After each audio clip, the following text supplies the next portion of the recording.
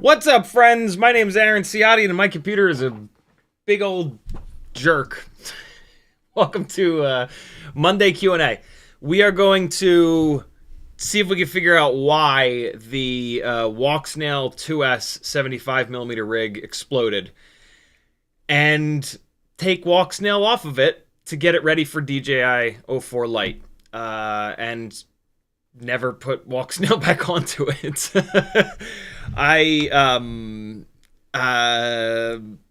If you're gonna build a 2S 75mm rig, there's really no reason other than cost. Maybe Walksnail Lite is a little bit less expensive, but the problem is it's gonna blow up, like the 4 in a row that I've had blow up. And then the $30, I guess it would be, that you've saved is right out the window because, well, if it blows up early enough, Walksnail might fix it for free. If they don't fix it for free, they're going to charge you half of the value of it, so you're going to have to pay like $35, probably plus shipping. And then, again, the price savings went right out the window. The Walksnail Lite still potentially makes sense on 1S 65mm because it's about a gram lighter, and that's not nothing in the 1S 65mm world. If I was gonna build an HD 1S 65mm rig, though, I would suck up the extra gram and build it with the O4 Lite. I have not had a very hard time on the 1S rigs with the Walksnail lights not being durable for some strange reason. It's the 2S rig that keeps killing them. I don't think it has. I think that's just random. I think that's just dumb luck. It doesn't. I don't know. Regardless, every single experience that I've had with DJI gear has been that it's just bulletproof. Walksnail, these all need to go back for repair. There's 4 VTXs in here, 2 in here, and potentially 1 in this rig that we're going to tear down tonight.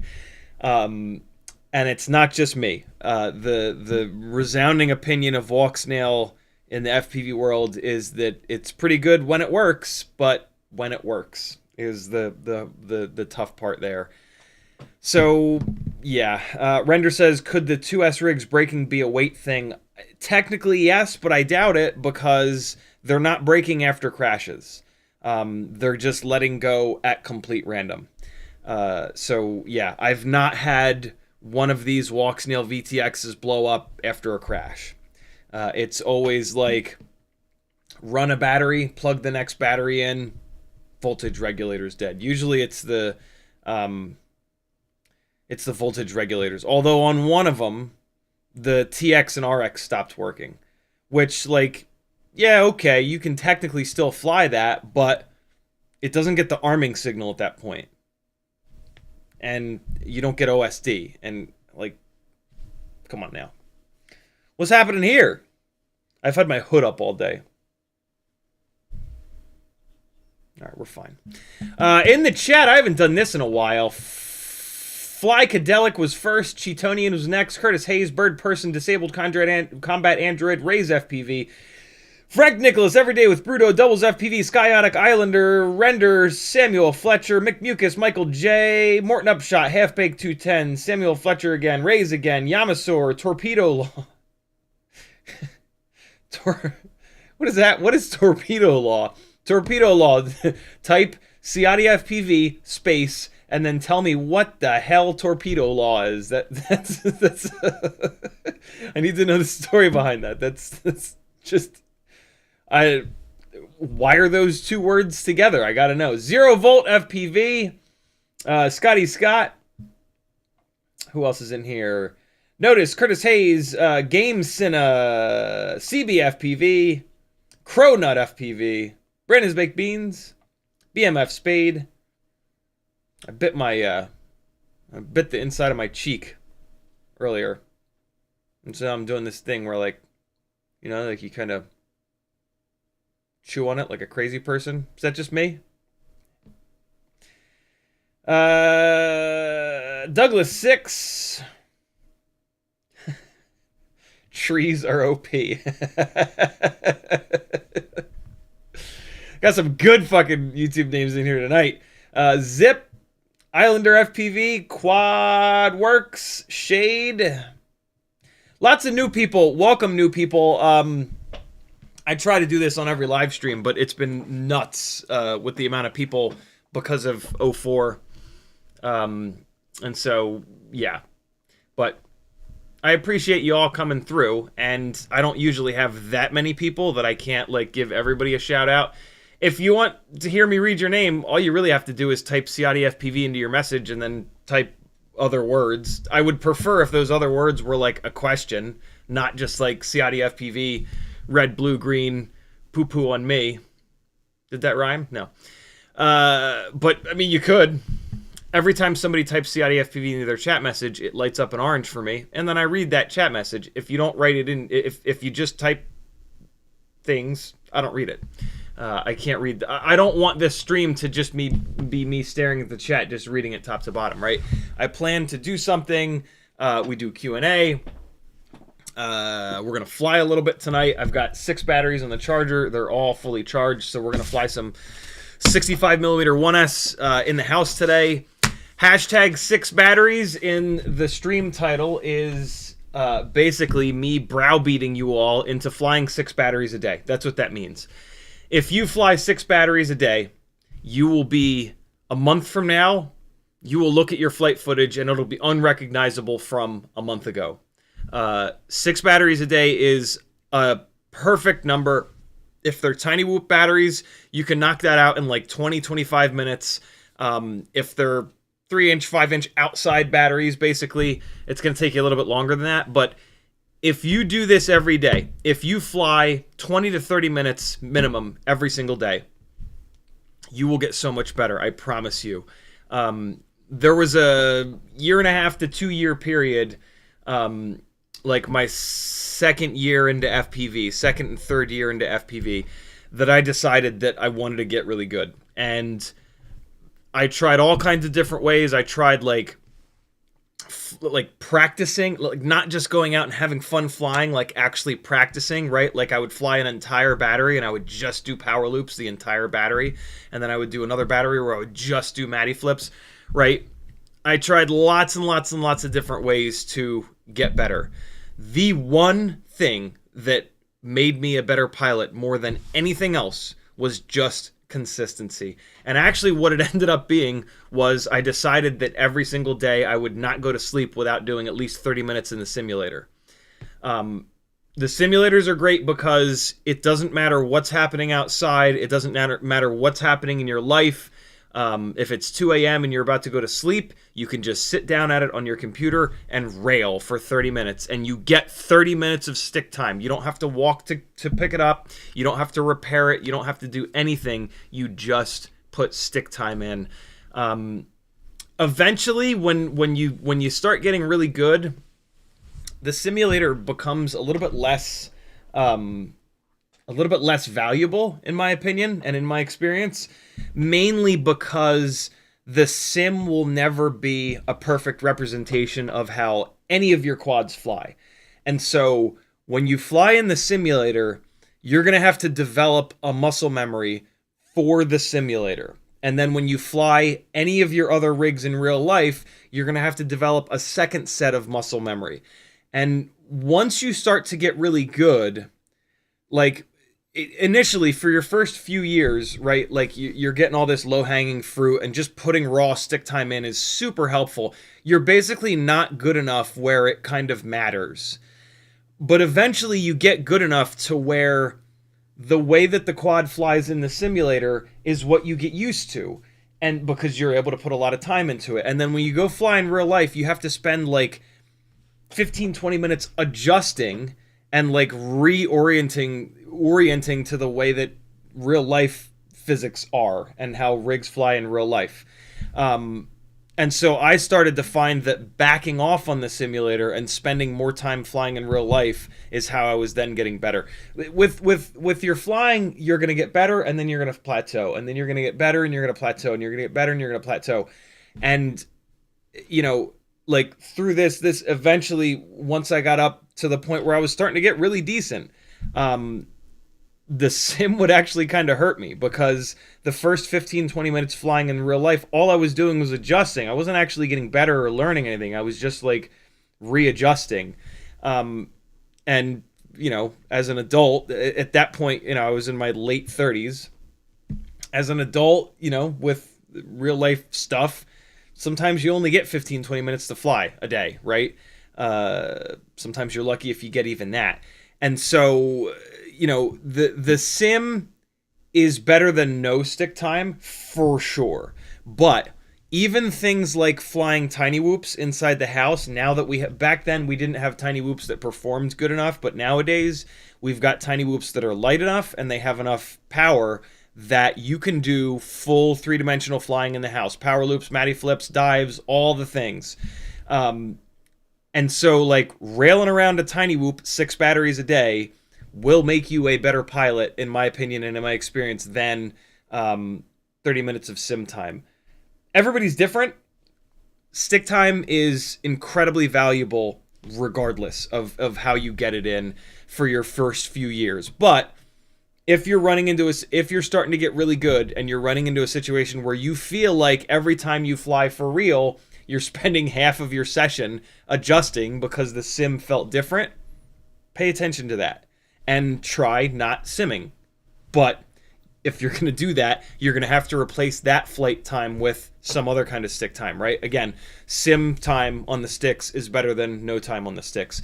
The consistency is incredibly important. The best way to get really good is to pick a build, make 3 of that exact identical build, and fly that every single day for 20, 25, 30 plus minutes.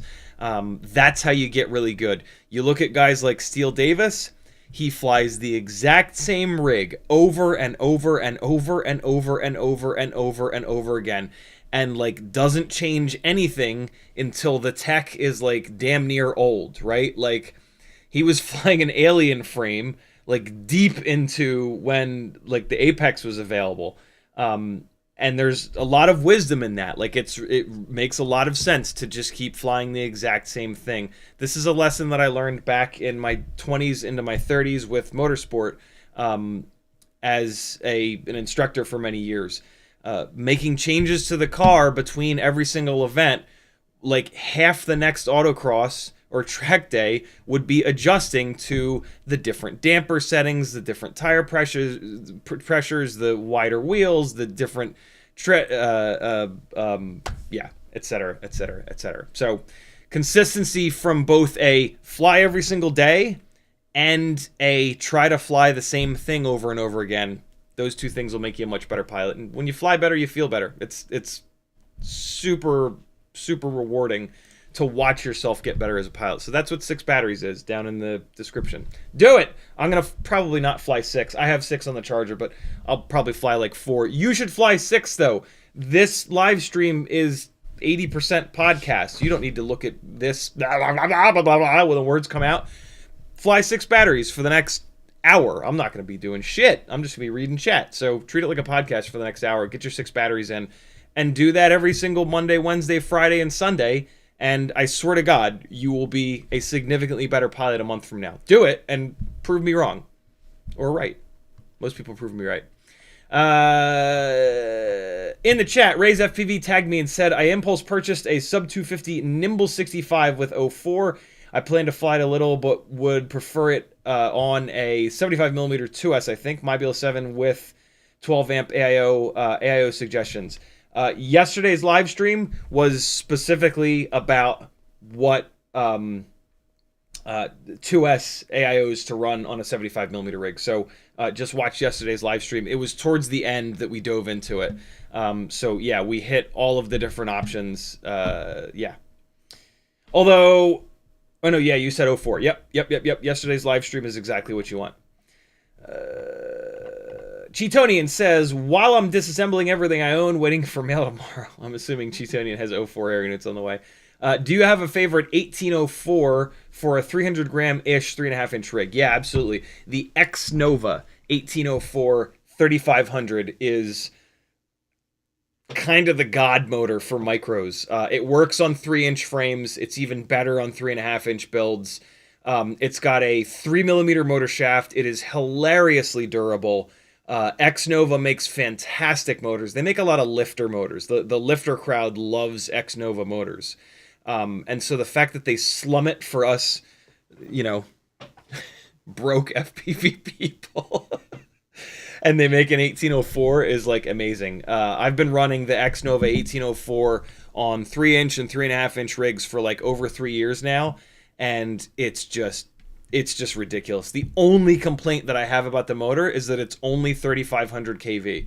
I wish it was like 4,000 or even 4,500 kV, but 1804 is a big boy motor. Like, that'll crank a 4-inch prop okay. 4-inch props are better off with a 2004, but it's if you want like a super lightweight 4-inch rig, the X Nova 1804 is great.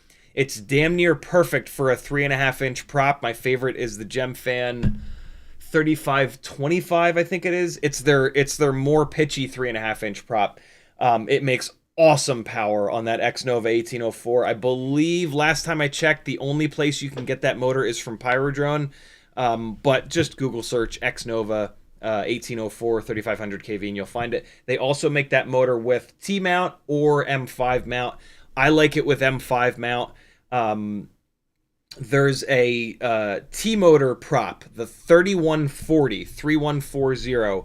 That propeller with that motor on a durable 3-inch frame, it doesn't make loads of power, but it makes just enough power, and it's just like stupidly durable. That is one of my favorite 3-inch setups of all time. Maybe my favorite 3-inch setup of all time. It's just so good, and you can just batter the shit out of it, and it just keeps going and going and going.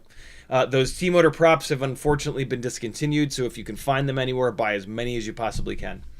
Island, they're a very pitchy 3-inch prop. They're actually a 3.1-inch prop, right? 3140, 3.1, 4.0, 3.1 inches in diameter, 4.0 inches of pitch. It's a super durable prop, is what I really love about it. It is the most durable 3-inch prop by a mile. Islander FPV says, did you already check out the new Happymodel Mobula7 O4 on stream? I haven't. Man, these manufacturers manage to get these things out quick. Google has not indexed a website. Or have they? No. That's an 80mm. What the? 80mm. What?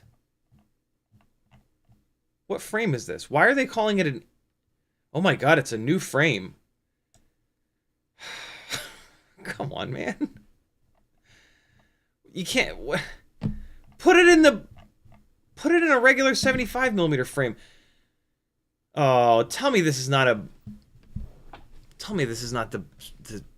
Oh, it is. The stupid 45mm props. Oh, God.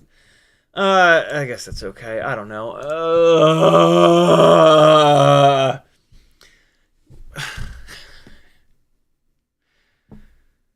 I'm annoyed because 75mm motor to motor with the regular 40mm prop is plenty. You get plenty of power. What is this motor?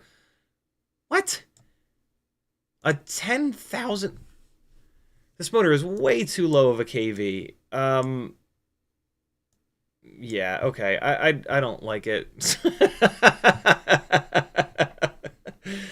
I'm sure it'll fly okay, but 10,000 KV is really low. Yes, this 45mm prop is a little bit bigger than what we're used to, which is the 40mm props, 1.6 inch, but 10,000 kV is too low. That's silly. They should have at least done 12,000 kV. Really, what they should have done is 14 or 15,000 kV. So yeah, this is going to be underpowered. It's going to have great runtime, but who cares about runtime? If you put a higher kV motor in there, if you want extra runtime, you can motor limit it down. If you put a lower kV motor on this, you can't motor limit it up. And so you're always going to have an underpowered rig that has great runtime, but like many people would rather have a build with better power to weight ratio that you can type a number in to give yourself the extra runtime. It's just... That's a shame. That's a super shame that they did that. Because that's going to hold this thing back. It's an 1102 motor, which is interesting. It's going to be a little bit more of a grunty motor than 1002, but yeah, that's a missed opportunity. They should have done a regular 75mm frame, regular 45mm propellers, a 1002 or an 1102 at like 15 or 16 or better yet 18,000 kV.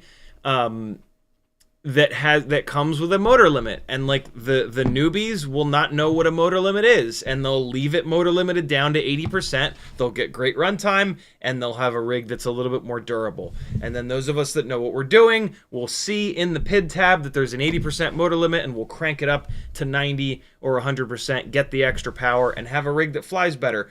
But instead, they've built it like this, and so anybody that wants good power is going to have to swap the motors out because 10,000 kV is just not enough.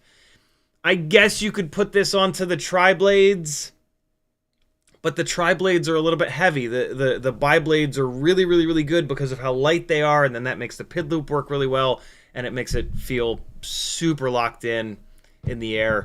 So yeah, that's a shame. It's got the crazy F405 HD AIO, which is great. So yeah, I mean, this build... basically to have something that, oh, it's XT30 as well. That's a shame. So look, if you get this build, the best thing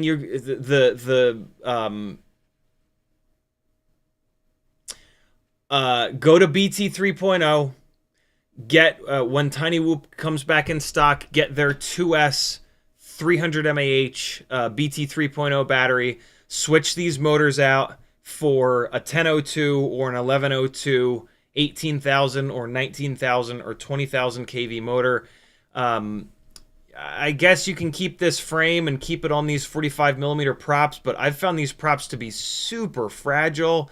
And the Gem Fan 45mm props are not very well balanced, so run these props until you get frustrated with how fragile they are if you crash a good amount, and then switch the frame. Switch it to a regular old Mobula7 V3 frame, and then you'll have the right motors already from the motor swap that I just talked about, and then you can go down to the Gemfan 1610 props, which are ultra durable and well balanced, and There you go. So I mean, it's close but no cigar. The canopy looks pretty good.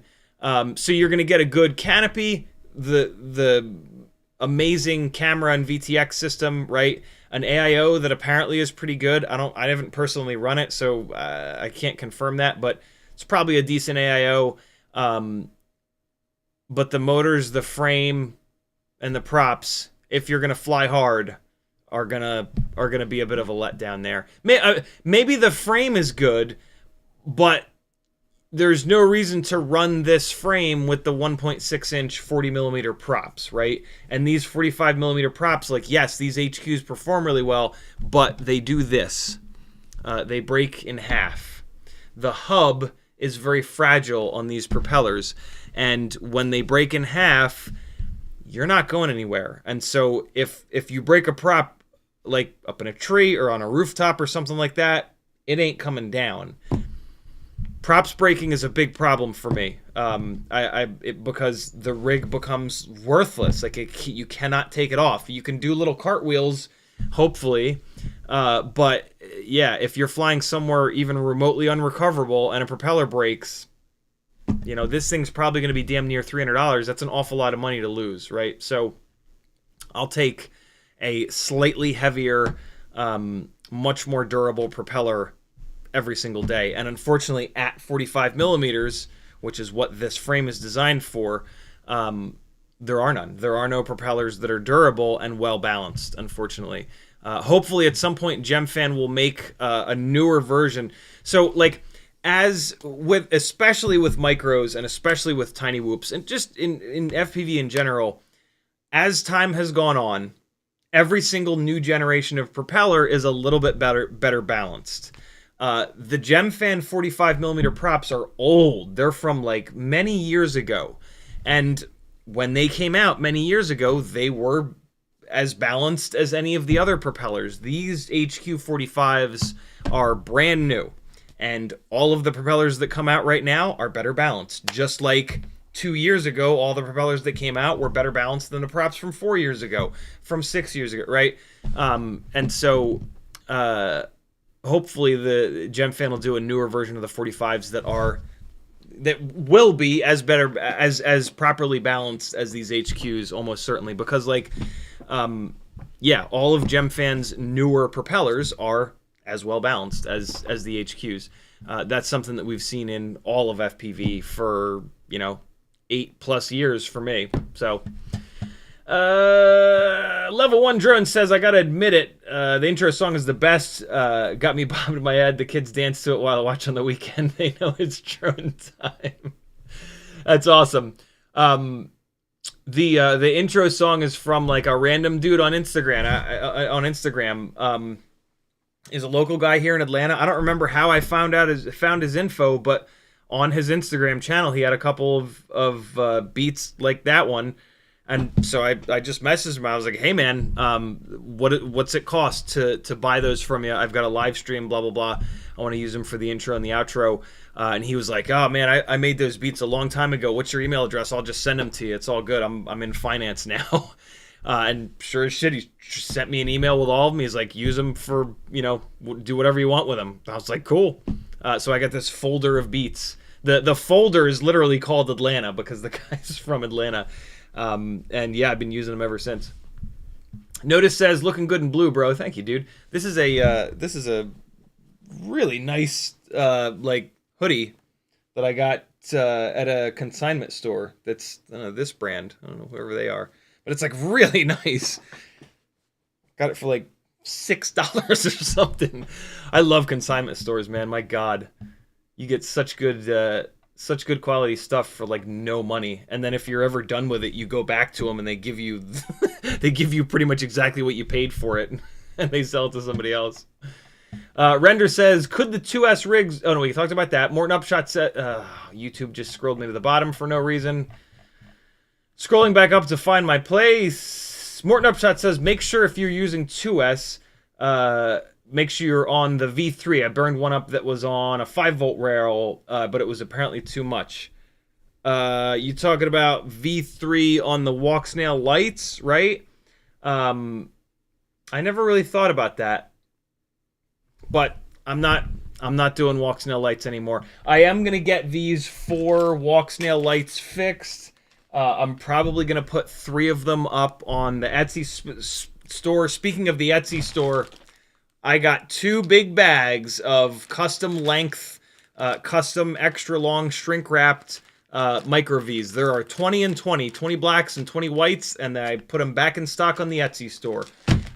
So if you've been waiting for the slightly shorter 46 millimeter micro V's that ORT made for me, they're back.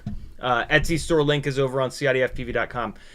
So yeah, I'll probably put 3 of the repairs up on the Etsy store, and then one of them I will keep as a backup for the 1S 65mm rigs. I am definitely going to keep one 65mm 1S Walksnail rig together because it is legitimately a little bit lighter than the DJI O4 Lite. Also, like, for nostalgia reasons, I mean, it's only like 1 gram lighter, so it doesn't really matter. But I've put thousands of batteries through these 1S Walksnail rigs chasing the RC drift cars, and so like it's got a very, that was like 2024 for me. Pretty much every Thursday of 2024, I would go to this local sim racing place actually that had an RC drift car track on the side. And I would do like between 20 and 30 batteries every single Thursday, all 2024. And I did it for a lot of 2023 as well. At least that many batteries. That's like when I wouldn't recharge the batteries there. Sometimes I would bring a 6S 2500 mAh 18650 battery and a Vi-Fly, and I would cycle the batteries out. I would just fly for hours chasing these guys. It was so much fun. And so yeah, there's a special place in my heart for the Walksnail 1S 65s. Also, it'll be nice to have like a Walksnail rig for when people are like, "Yo, what's Walksnail like compared to O4 Lite?" Inevitably, and so yeah, I won't get rid of everything Walksnail. I'll probably just keep the 1S 65, and I might keep a 3-inch rig. I have two. I have a Quadmula Siren F3 and a Grinderino, which both have Walksnail in them at the moment. So I will probably keep one of those put together. Maybe I'll keep both of those put together. I as cool as it would be to do a 3-inch or 3.5-inch O4 Pro build, that's an awful expensive 3-inch rig. And like for me, one of the things that I love most about 3-inch builds is that they're cheaper than 5-inch builds. And like I just abuse them and just do silly stuff with them. And so yeah, for all I know, I might leave both of those together. Look, when you're flying freestyle, like don't get me wrong, the O4 stuff is unbelievable. But when you're flying freestyle, it's not nearly as much. So that those noises are people doing Etsy orders. Thanks, guys. Apparently some folks were waiting for the micro V's. When you're flying freestyle, it is much less about the quality of the video and much more about your flying and like how small of a gap you shoot, how cool of a location it is, right? Like how low you are to the ground, how gnarly the Matty flip was that you just did. And so, in my opinion, like 1080p Walksnail is plenty of quality for hardcore freestyle. And to have like $150 less on the rig, you're going to fly it a lot harder. And it's like 1080p is completely watchable. Nobody is going to pull up a 1080p freestyle flight at it and be like, oh, I can't. Nope, it's not 4K. I can't do it. Nope. Ugh. You could argue that analog is like over that line. And like somebody might pull up an analog at it and be like, ugh, what is this Mickey Mouse rabbit ears bullshit? I'm not watching this. I'm going to go watch something else. I watch plenty of analog stuff. I don't give a shit. Like, if I can see where you're going and your flying is awesome, I'm in. And quite honestly, analog has like a sort of a cool 90s, 80s feel. Maybe, you know, this is just me being a 43-year-old man, 43-year-old old man. But I have no problem with it. CiottiFPV, who's done a ton of amazing graphic design for me, including the logo. He's got a 5-inch build and some like bigger builds that most of us put HD in that are analog, and I absolutely love watching him rip a 5-inch analog rig around. It's super cool. And like, I can see where he's going, and then great. I'm watching for what he's doing, right? Like, we don't watch freestyle for video quality. We watch cinematic stuff for video quality. And so, yeah, don't build an analog only Cinewhoop. Put a GoPro on top, or put O4 Pro in it, which is what I'm going to be doing with the first O4 Pro that I have coming. The only O4 Pro that I have coming. Apparently they've sold out everywhere, which is not a surprise. But, so, yeah, maybe I'll leave those two together. We'll see. Probably. I will probably leave those two rigs together. Halfbaked 210 says, pinch or BI? Much love. I have done 2 live streams with Tiny Whoop camera comparisons. Personally, it would be the BI for me. The pinch does this interesting thing where the center of the frame is kind of zoomed out.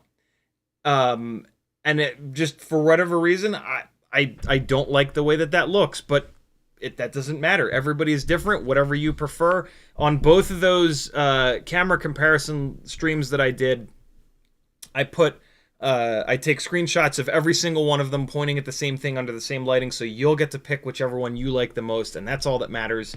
For patrons, if you go over to CiottiFPV.com and you join my Patreon, which is only $3 a month, I do 10 hours of live streaming a week every single week. It works out to like 7.5 cents per hour of live stream. Hopefully this info that I'm giving you guys is worth that. For $3 a month, you can jump onto my Patreon, and there's a Patreon post from like a week or two ago with a link to a Google Drive with all of the screenshots from both of those live streams. So you can sit there and go through these screenshots and look at each one of these cameras, not having to look at it through YouTube's awful live stream compression. So yeah, well worth it. Join my Patreon. It's the only way that I can continue to do this full time. It's the only way that I can do as good of a job at this as I do. And the more people that join the Patreon, the more stuff that I can buy to test. So it's full circle, my friends. And come on now, $3 a month, you can do it.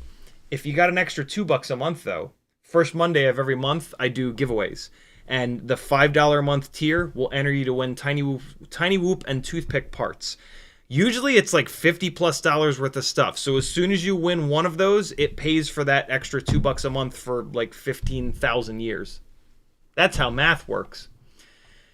Quadwork says, first timer. Good to have you, brother. Thanks for coming over. Curtis Hayes says, red, blue, green. Red, blue, green, poo-poo on me. Mech6288 says, just got some Dominator goggles in a kit. Hell yeah. Analog for life. Notice there aren't many bind and fly Walksnail HD kits. Might that change, or is Walksnail sinking ship? I mean,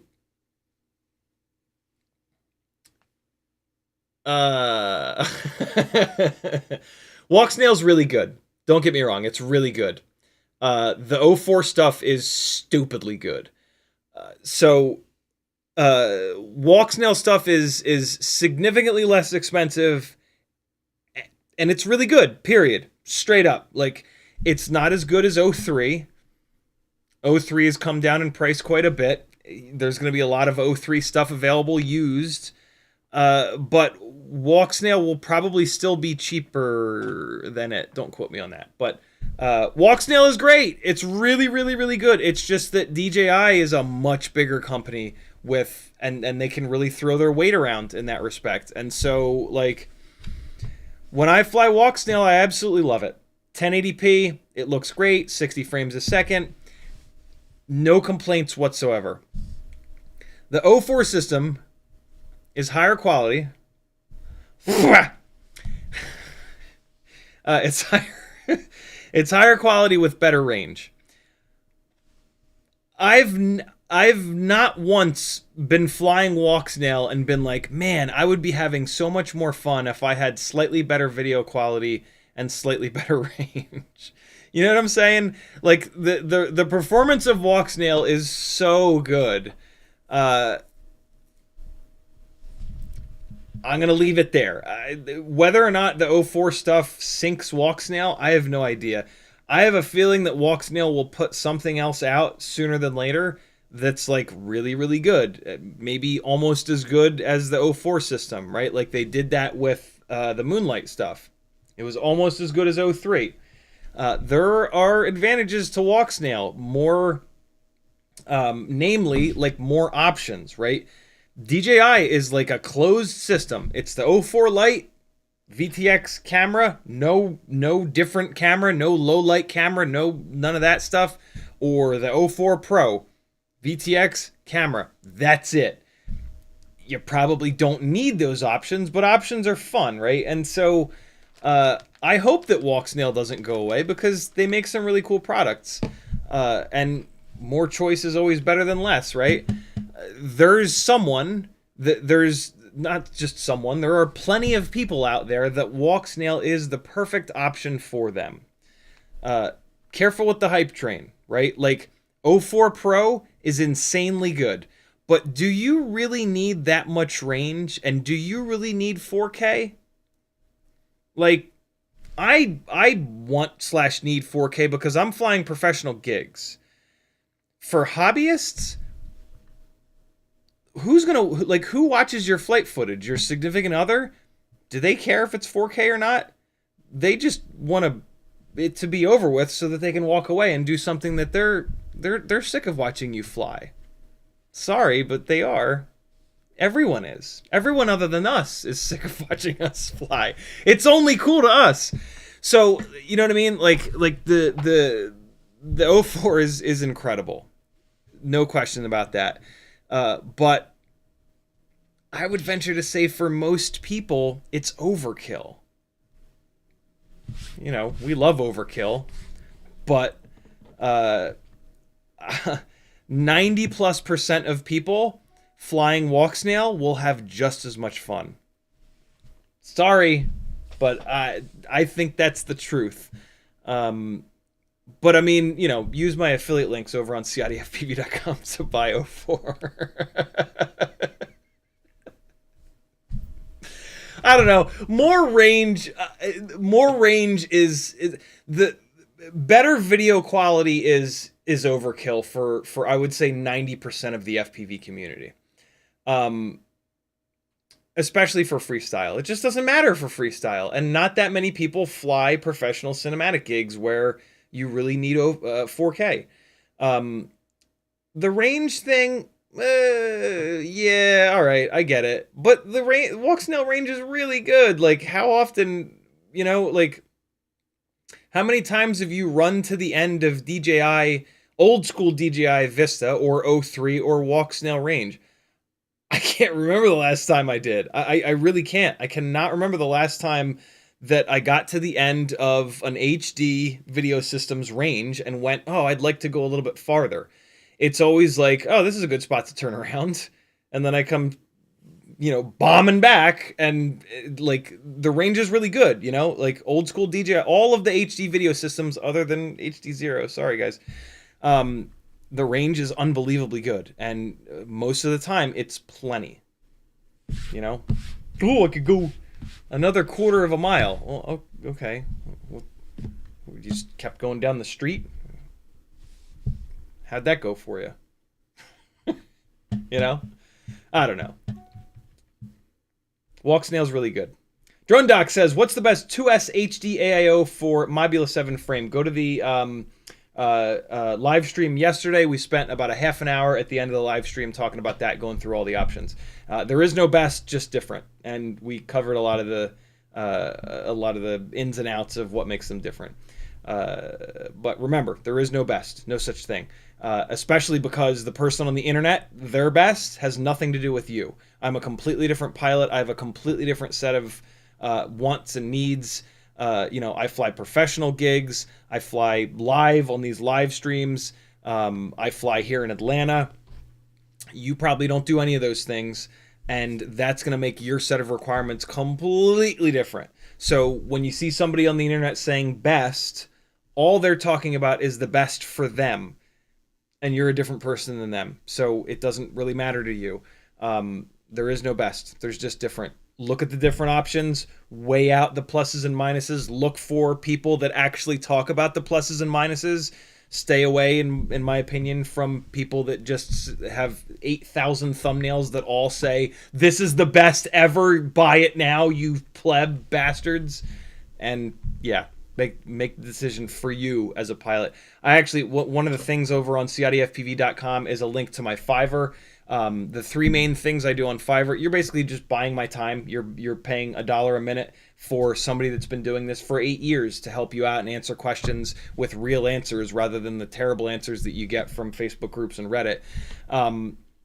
The three things that I do are I help you in the flight simulator. We do flight instruction, PID tuning, tune your rigs and teach you how to tune at the same time. And the third thing that in my opinion has the most value is what I call build planning.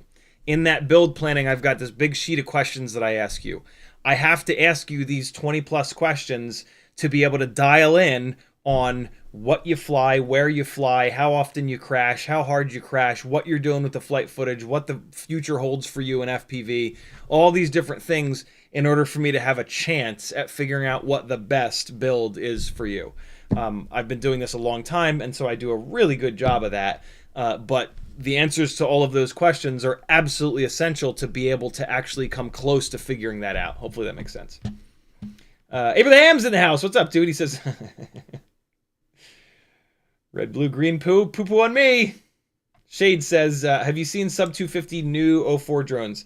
It depends on which sub 50 you mean. If you mean sub 250G on Instagram, yes. That guy's awesome. I love, he's one of my favorite people on Instagram. If you're talking about sub 250, the company, then no, I've not seen. Ninja Monkey FPV, another great name, says, is there any reason my 1S 65mm Walksnail build won't arm? Everything is wired correctly and have stick/switches working in beta flight. There's about 1,000 reasons, brother. Yeah, I mean, there's... So, in beta flight, plug it into USB, connect to it in beta flight. Off on the right side of beta flight there's an arming flags. In that arming flags, there are going to be potentially the reasons that it's not arming.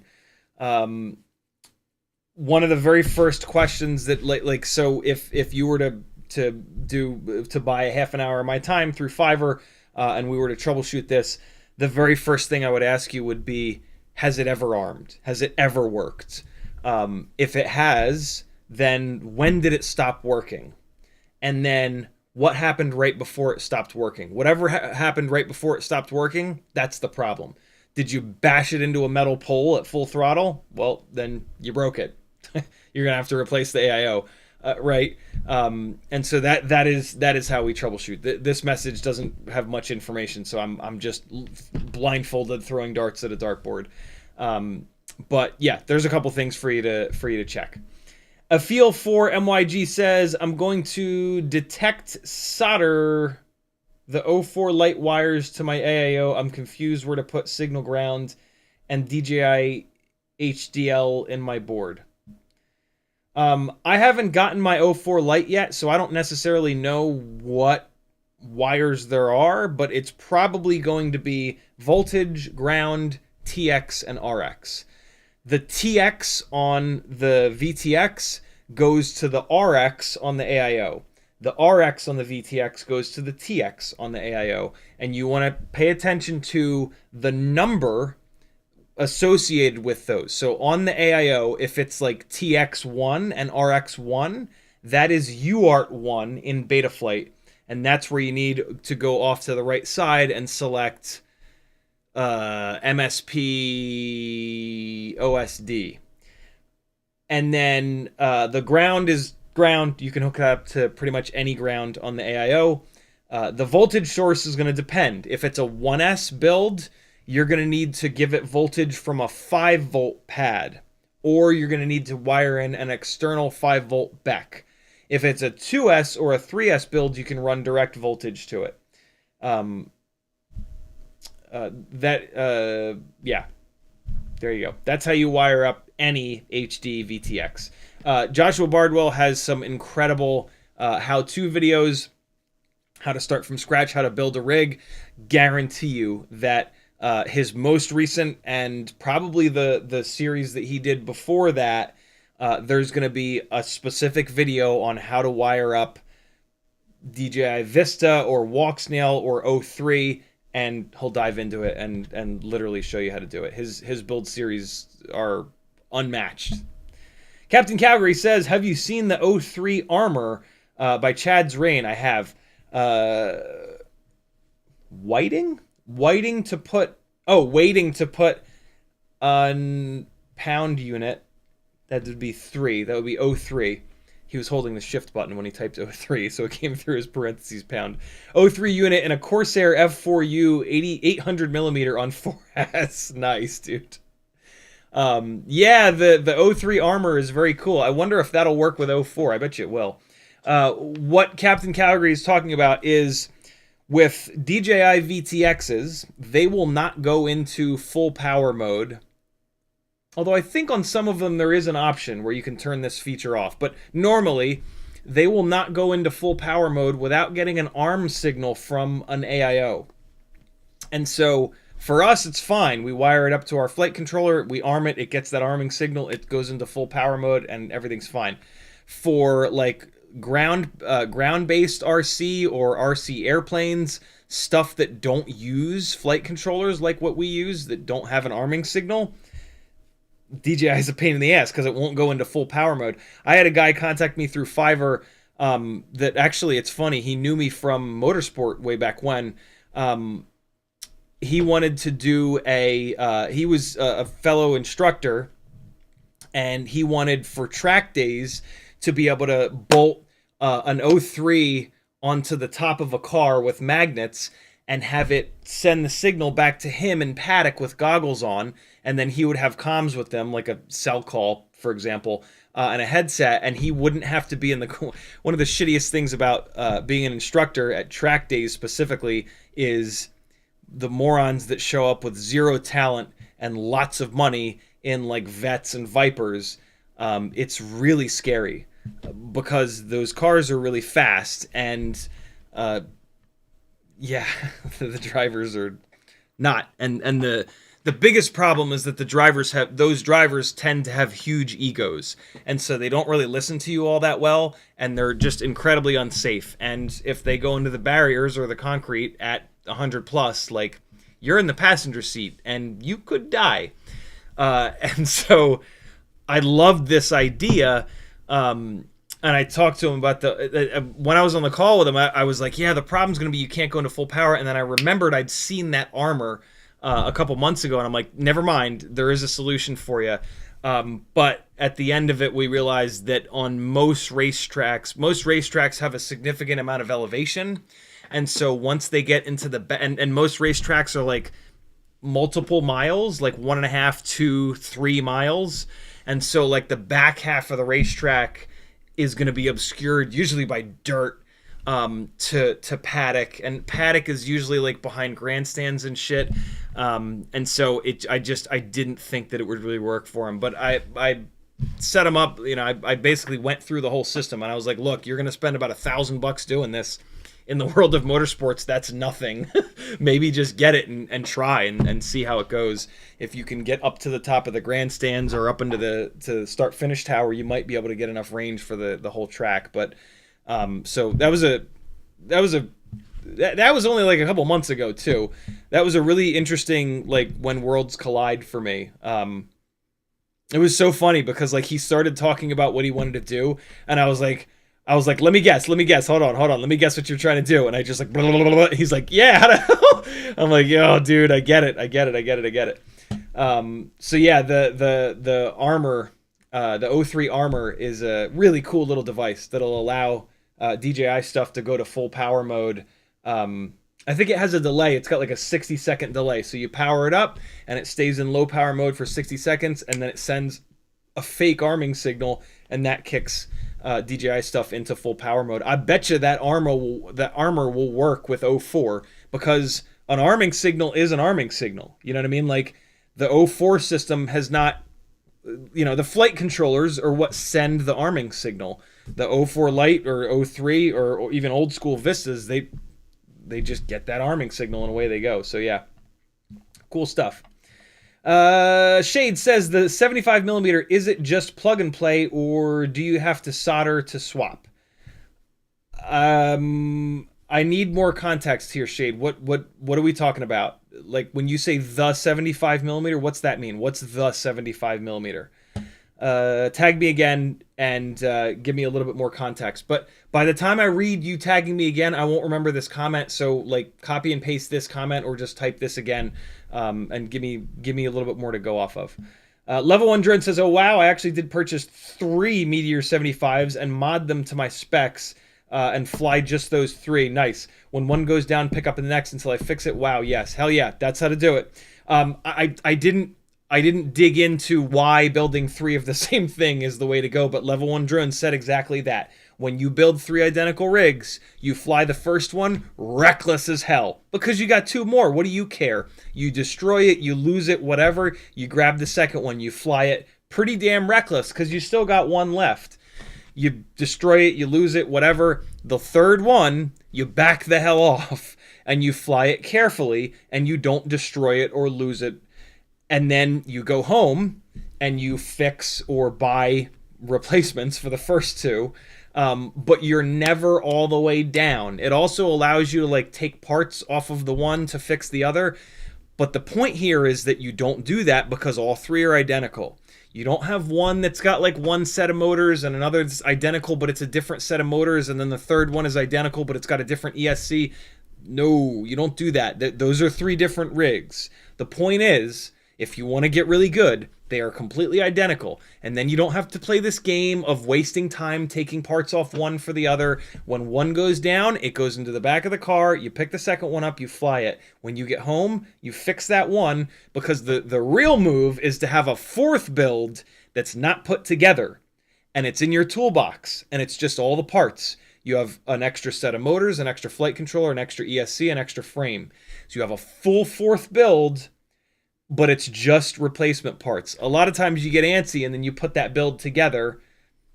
I don't know what's better, to have a 4th build, but you see what I'm saying here, right? You have at the very least, you have a full extra set of motors because motors are what you kill the most. And so you come home, rig number 1 has a blown up motor. You swap that motor right out and you're back going. You do it that night. Like the best cycle of build it, fly it, repair it, repeat for me that I ever got into was you do exactly that, and when you come home you fix it. You don't do anything else. You get right to the workbench, you fix it with your spare parts, and then when you're done fixing number 1 and or number 2, you go on the internet and you order replacement parts so that you keep your stock of replacement parts. So you have 3. You can do this with 2. This works with 2 builds. It's really good with 3 though, because that when you have all 3 up, the first one you fly hard as hell because you really don't care, and that's where you learn the most. You improve the most when you just don't care, when you have 0 mechanical sympathy. This is one of the things that I really love about FPV versus motorsport. With motorsport, the stakes are high. You're in the car, and the car is expensive. And so for most people that are into motorsports that aren't independently wealthy, that don't have death wishes, you have to have mechanical sympathy and give a shit about being in a car that hits a concrete barrier at triple-digit speeds. With FPV, one of the things that I really fell in love with so fast is when I realized, like, wait a second. I can just batter this thing into concrete, and it's just like a little bit of money, especially compared to motorsports. It's a really little bit of money, right? Like I'm safe, and like it's not hard to fix, and you can fix it here in your climate controlled house rather than being out in the boiling hot or freezing cold garage punching metal as bolts break. So FPV is man, boy is FPV. I will always love motorsport. I really will. It's a different kind of adrenaline dump. And FPV will never quite reproduce that, but boy does it get close. And now with my sim rig and with VR, I get maybe 80% of the motorsport itch scratched. And someday I'll get back into autocross. But yeah, track days and time trial stuff and wheel racing. Whoo, boy, is that shit expensive. And it can get a little dangerous. You know, it's incredibly safe, but people do die every once in a while. Very rarely. Moss1 says, when I flew big, I had 1804 Apex 4-inch analog, plenty of power with no action cam. If you still have that rig, put 2004s on it. They're even better with 4-inch props. Mick Bucas says, did you see the RunCam Nano 7? I did not. Did they skip? They just skipped the 6, I guess? What the hell? Oh, speaking of RunCam Nanos, somebody sent me this link the other day. I think it was on was it on yesterday's stream, maybe? On Pyrodrone, the RunCam Nano 3 is back in stock. It's more expensive now, but the Mobula7 canopy with RunCam Nano 3 camera is, in my opinion, the best lightweight, crazy durable camera and canopy setup for a lightweight 1S 65mm tiny whoop. I don't know how long these are going to last. Maybe they'll last forever because apparently this camera is coming in the current Emax Tiny Hawk Nano Scout. So maybe there's a lot of these, but maybe there's not. Maybe this is the last bunch of them that are ever going to be. And so, yeah, if you want a Nano 3, snag it. This, from what I was told, this camera was discontinued like over a year ago. And so, yeah, it's a great little camera. If you want to see what it looks like, there's two tiny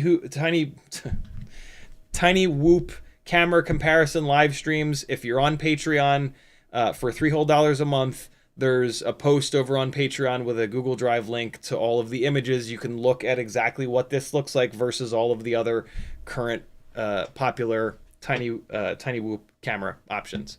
So yeah, there you go, friends. RunCam Nano 3. I know a lot of you have been looking for it, so go snag you one. This is the Emax version, which is a little bit brighter, but it's fine. It's not, analog looks like ass anyway, so this is an ultra lightweight camera that is super durable, that fits in the Mobula6 old school canopy, which is just the absolute king of durability. So get you one. Quadworks says, I have several Whoops 5-inch 11 in total quads that are well over a year old. RX, TX, flight controller are all really old firmware. As far as I know, they fly pretty well. Should I update everything? Nope, you should update nothing. If you have a rig that... Alright, so if you have a build that is on Betaflight 4.2 or newer, don't do it. Just fly the damn thing.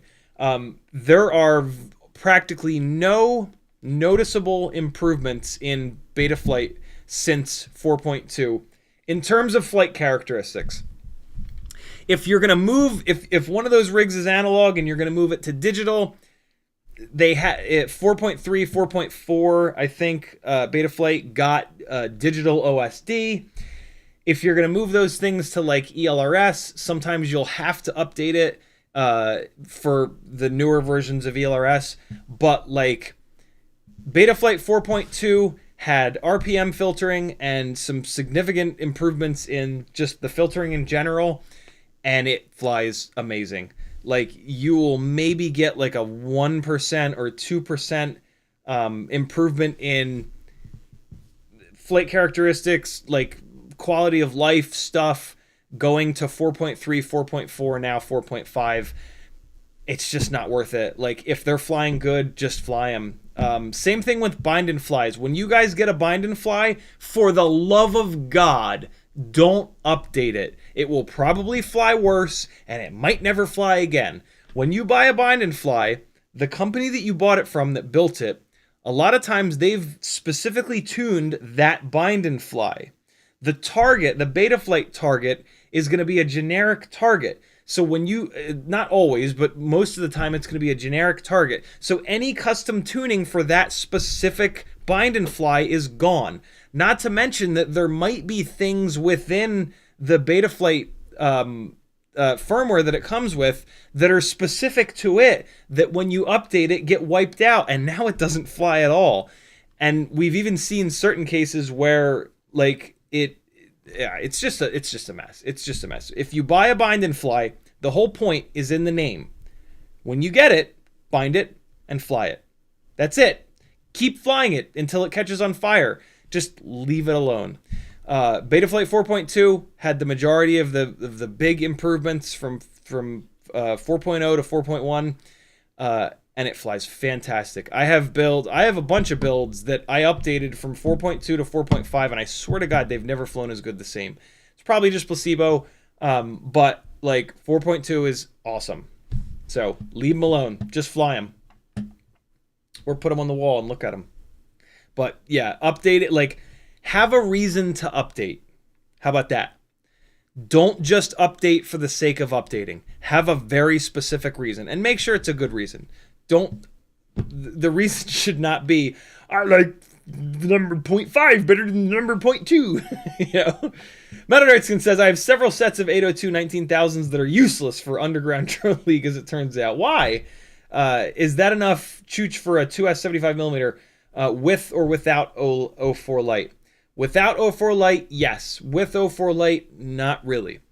802 19,000 is my favorite motor size for analog 2S 75. That's what this is, and it is just so good. I have another identical build on 1002 18,000s, and it feels significantly heavier in the air. It has significantly less runtime.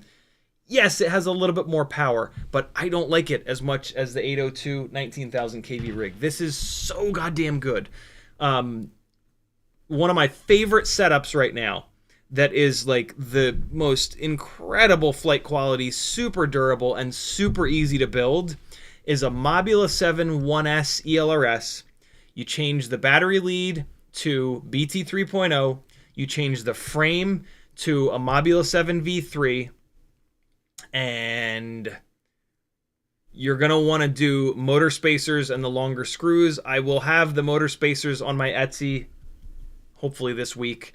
And then I will also have the screws on this week. You can get these screws from eBay. They are M 1.4 by 5. And that's it. And then you got to get the batteries, which are out of stock right now, which is kind of annoying. But that build will be 802 20,000 kV. You're going to motor limit it down in the PIDs tab to like 80%.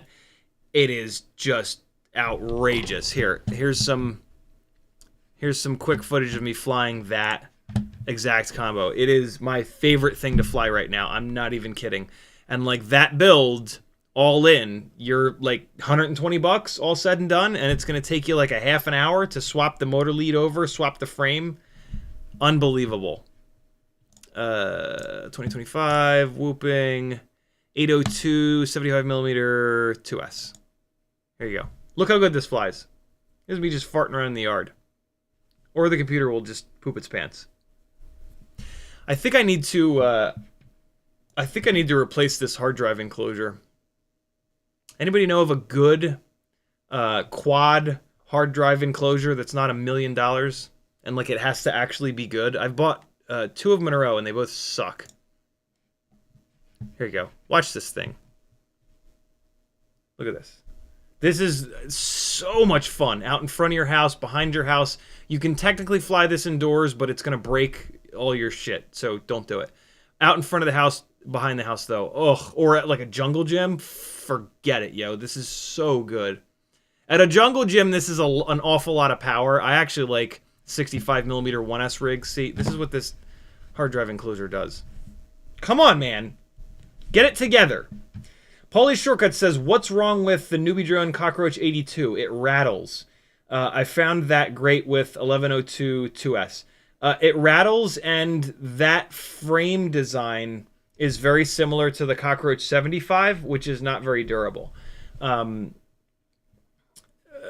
What's cool about it is it has the carbon fiber brace, but you don't really need that. The Newbie Drone, I'm sorry, the Mobula7 version 3 frame is just everything. The batteries fit beautifully in it. It's hysterically durable, and yeah, nice and lightweight. It's the one. Zip says, upgrading Mobula 7 to BT 3.0. Should I convert my Mobula 8 from XT30 to BT 3.0 to use the same batteries for both? I certainly would. I hate having to have a whole separate lineup of batteries for each individual rig. Like, that's just obnoxious.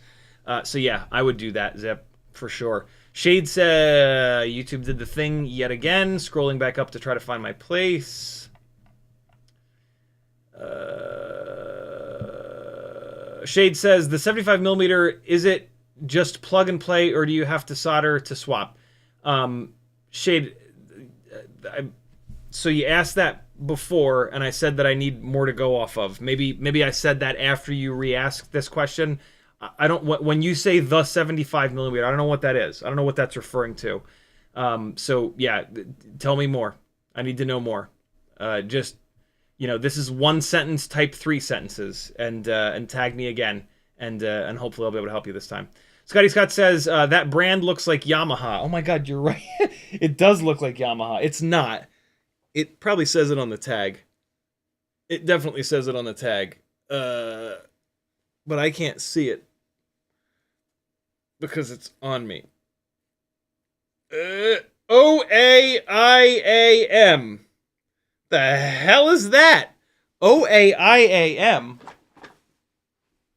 Oyayayam. Is that what that is? Oyayayam. Hold on. Oh, I got an FPV t-shirt on. It is. Oh no, Gaiam. Gaiam. Gaiam. Gaiam. Gaiam. Really, really, really nice. You know how like sometimes you get an article of clothing and it's just like really nice? That's what that is. It's just, you know, one of like the 5 shirts that I own that are like obviously just better made or whatever. So yeah, check out Gaiam. Look how this thing flies, and look at the runtime, dude. I'm hammering the shit out of it. It's 3 minutes 10 in. I think that ends up running like 4 minutes and 20 seconds. It's so good. This is on a 2S 300 mAh battery. Like, it's just outrageous. So much fun. So much fun. It makes like your front yard and your backyard feel like you're flying a 5-inch rig in like a big ass office park. You got like that full 3-dimensional, like doing stalls and dives and matty flips and power loops and like, but then it's also lightweight enough and accurate enough where you can shoot all these little tiny gaps like in between your trees and bushes and shit like that. So good. And then because it's ducted, you can actually crash it like that and then take back off. All of these non-ducted rigs, the open prop rigs, I would have had to take the walk of shame there. Also, they're a lot harder to shoot gaps with. The ducts make these things fly more straight instead of sliding all around, and so you'll be able to shoot more gaps. Look at the battery, 3.53 at a hover. Still got more to go. So good. So good. There it is, 4 minutes and 22 seconds. Bang. Get you one. 4 minutes and 23.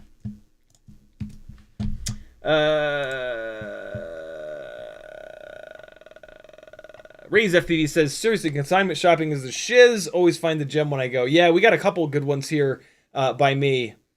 One of them, I love the name. One of them is called Uptown Cheapskate. And the other one, I forget what the other one is called. But when I lived in, oh man, when I lived in Charleston, there was a male-only consignment store.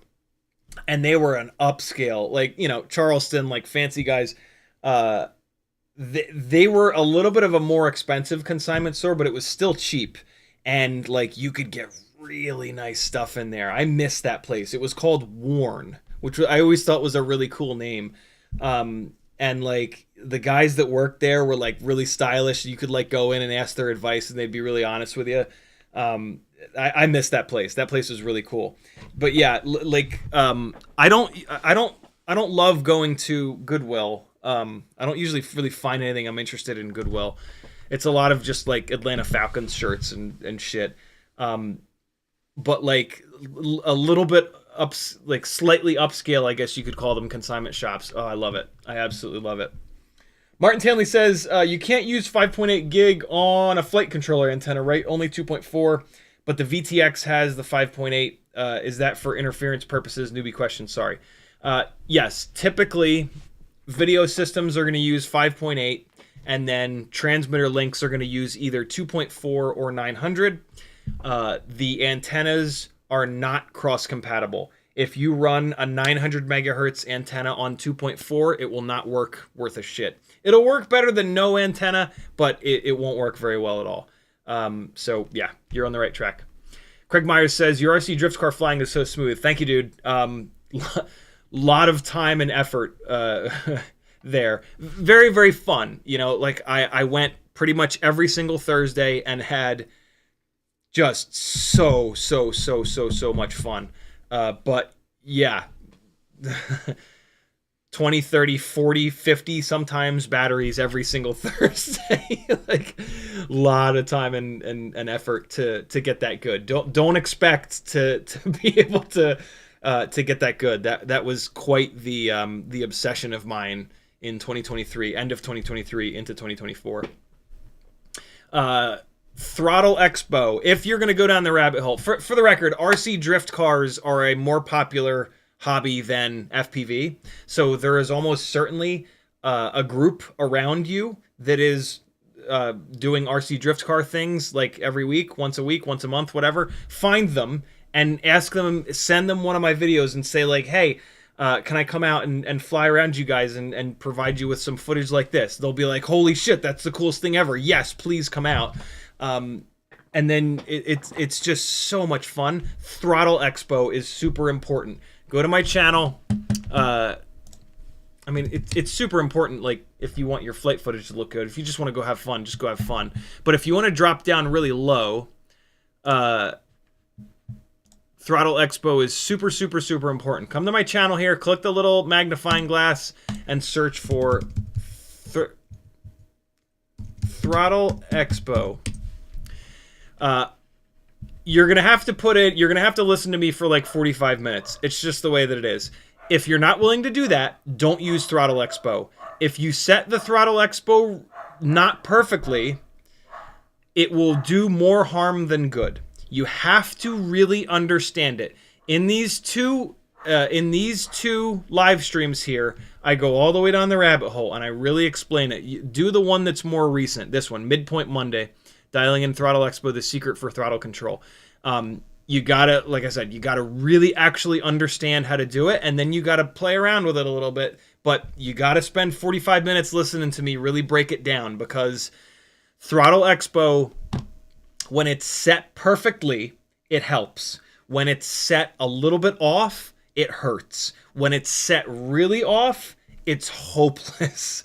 And like, you're gonna have to change Throttle Expo when you change spots that you fly, and each individual rig that you've got is going to have a specific Throttle Expo setup on it. When I fly here at home and then I go chase the RC drift cars, I have to change my Throttle Expo midpoint. If the RC drift car place changes from carpet to like polished concrete, I'll have to change the midpoint drastically. If I change propellers, I have to change the midpoint. If I make the quad a little bit lighter or heavier, I have to change the midpoint. So you really do have to understand it. If you're not willing to put the time and effort in, just don't use it and just go have fun and just be okay with not being, 3 millimeters off the carpet all the time. But if you want to actually get down low, and really hang out with these guys on their door, which is fucking magic, you got to put a little time in. But it's worth it, because Throttle Expo is something that, once you understand, is magic, and it will make your flying, you'll have more fun flying, and your flight footage will look significantly better, because throttle control is the most difficult part of FPV piloting, and Throttle Expo is a way to make it significantly easier. It's not for every rig. It's not for everyone. You might decide that you hate it, but pretty much everybody that has taken the time to watch either one of those live streams and really understand it and mess around with it and dial it in has messaged me and been like, holy shit, you were not kidding. This is mega. Morton Upshot says, if you're liquidating your Walksnail light boards, I'll watch your store. I'm converting several of my older micros. Very cool. I'll as soon as they go up on the Etsy store, I'll come here on a live stream and brag about it, because anytime I manage to get something new up onto the Etsy store, I'm super excited and scream about it here. Matt Erickson says, my Grinderino has an O3. It's one of my favorite rigs to fly, though you're right, I abuse it less than some of the others. Yep. It's just, look, we're adults. Money ain't free. And like, you got a rig that's $400 or $500. It's like, yeah, you don't forget that when you're flying it. You throw an analog rig up in the air that's got $150 in it. It's like, fucking, I don't care about this thing at all. That's one of my favorite things about flying like old rigs that I don't care about anymore. It's just like, yeah, dude, this is gonna be the best battery I ever flew. Let me break this thing. It just sits on the shelf anyway. Disabled Combat Android says, just got 2 micro Vs. Thanks, homie. Thank you, dude, for supporting me. Cole Powers says, in a war between 1080p and 4K, the winner is the one with the best bitrate / Yeah, that's true too. Bitrate is, especially for us, more important than the actual number of pixels being spit out of the damn thing. Digital SLRs are the perfect example of that. Like, you can take a digital SLR with good glass that's like 5 megapixels and put it up against a point and shoot that's like 20 megapixels, and every image out of that digital SLR will look better. The big numbers that everybody, like, not everybody, but like manufacturers tend to scream the loudest in the real world tend to have the least impact. Not always, but yeah, it's reading in between the lines a lot of times is where the actual quality comes from, and bitrate is an example of that, right? Like, it's not the big number that everybody talks about. Everybody talks about 4K. Well, 4K with like 60 bitrate is going to look like ass. You take like 1080p with 100 bitrate, it's going to look way better. Shade says, the Sub 250 company has released new drones. Can you talk about them, please? I tend to not talk about stuff in super detail that I haven't personally flown and abused. But Sub 250 as a company, a lot of their stuff is... Really? Wow. Jesus. A lot of their stuff is geared towards newer folks, I think, is what I can say here. I tend to gravitate towards more custom-built stuff, more stuff from companies like Beta FPV and Happymodel, where they're targeting performance versus like making them look cool in like fancy colors and trying to like sell them. I don't hear very much about Sub 250's products, which is, I don't know, it could be a good thing. It could mean that they're durable and they don't break all the time, because things that break are what get talked about a lot. But yeah, I don't hear many people talking about Sub 250 products flying like amazing and being like the best. They're probably totally fine, but yeah, I mean, I can't just talk about all of these. That would take the next like 4 hours. But if there's something specific that you want me to talk about, I have talked about the Nimble 65 before. My basic thoughts on it are that it's a little too heavy. Tiny whoops need to be ultra lightweight, and these are very cool looking, but typically things that are very cool looking are not the best performing, and this is a great example of that. These are a little bit too heavy. You know, the canopy is like ultra sick looking, but it's also heavy. And so, yeah, their motor selection is very low on the KV side, so they won't have a very good power to weight ratio. If there's a specific sub 250 rig that you would like me to kind of take a look at, let me know. But, you know, without having personally used them, I'm just going to be able to look at the specs and say, you know, these motors are probably not going to make much power. I tend to not, you know, spend a lot of time doing that. I focus on builds and rigs that I've personally flown, abused, and can say, like, this withstands my abuse, yada, yada, yada. Frank Nicholas says O4 Pro is available everywhere. Really? I cannot believe it's not sold out yet. Good for them. Make it enough to actually keep them in. I'm not going to buy another one yet. They're a little expensive. And I just got... South Carolina unemployment department leaves me a voicemail today and say, hey, you need to call us. I call them and they say, you owe us $5,000. I'm like, no, I don't. What are you talking about? And they say, back in COVID, when I got laid off at the beginning of COVID, the company that I was working for was a healthcare company. All of their clients left, so they fired over 30% of their workforce. And so I applied for, you know, I had paid into unemployment for 20 plus years previous to that. It was finally my moment to get some of that money back. So I applied for unemployment insurance, and I got it. They are saying that they called me once and sent me one email saying that they needed more documentation from me. I don't remember it. It was 4 years ago. And that because of that, now they need me to pay them all of the money back that they gave me, which is like $5,000 and some odd dollars. And I said, what the fuck is wrong with you? You need to reopen that investigation and figure this out, because that's some bullshit. You're going to just call somebody one time, apparently not leave a voicemail, because if I'd gotten the voicemail, I would have returned it. I specifically remember doing the things that they told me to do, which is to log into their awful website every week and answer the questionnaire and say, you know, this shit. Yeah, it's super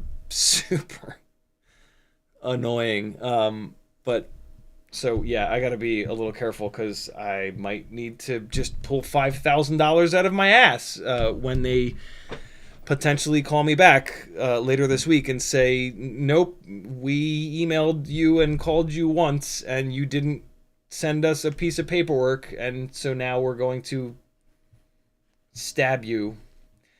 Midnight Jesus says, on my Omnifixo, got my Omnifixo in the mail today, and it is beautiful. Everyone should have one. Indeed, if you're going to be working on micros or tiny whoops, this thing will save you from pulling absolutely all of your hair out. This is the Omnifixo, Omnifixo. It is worth its weight in gold. This is the best set of helping hands by a million quadrillion miles. This is so good.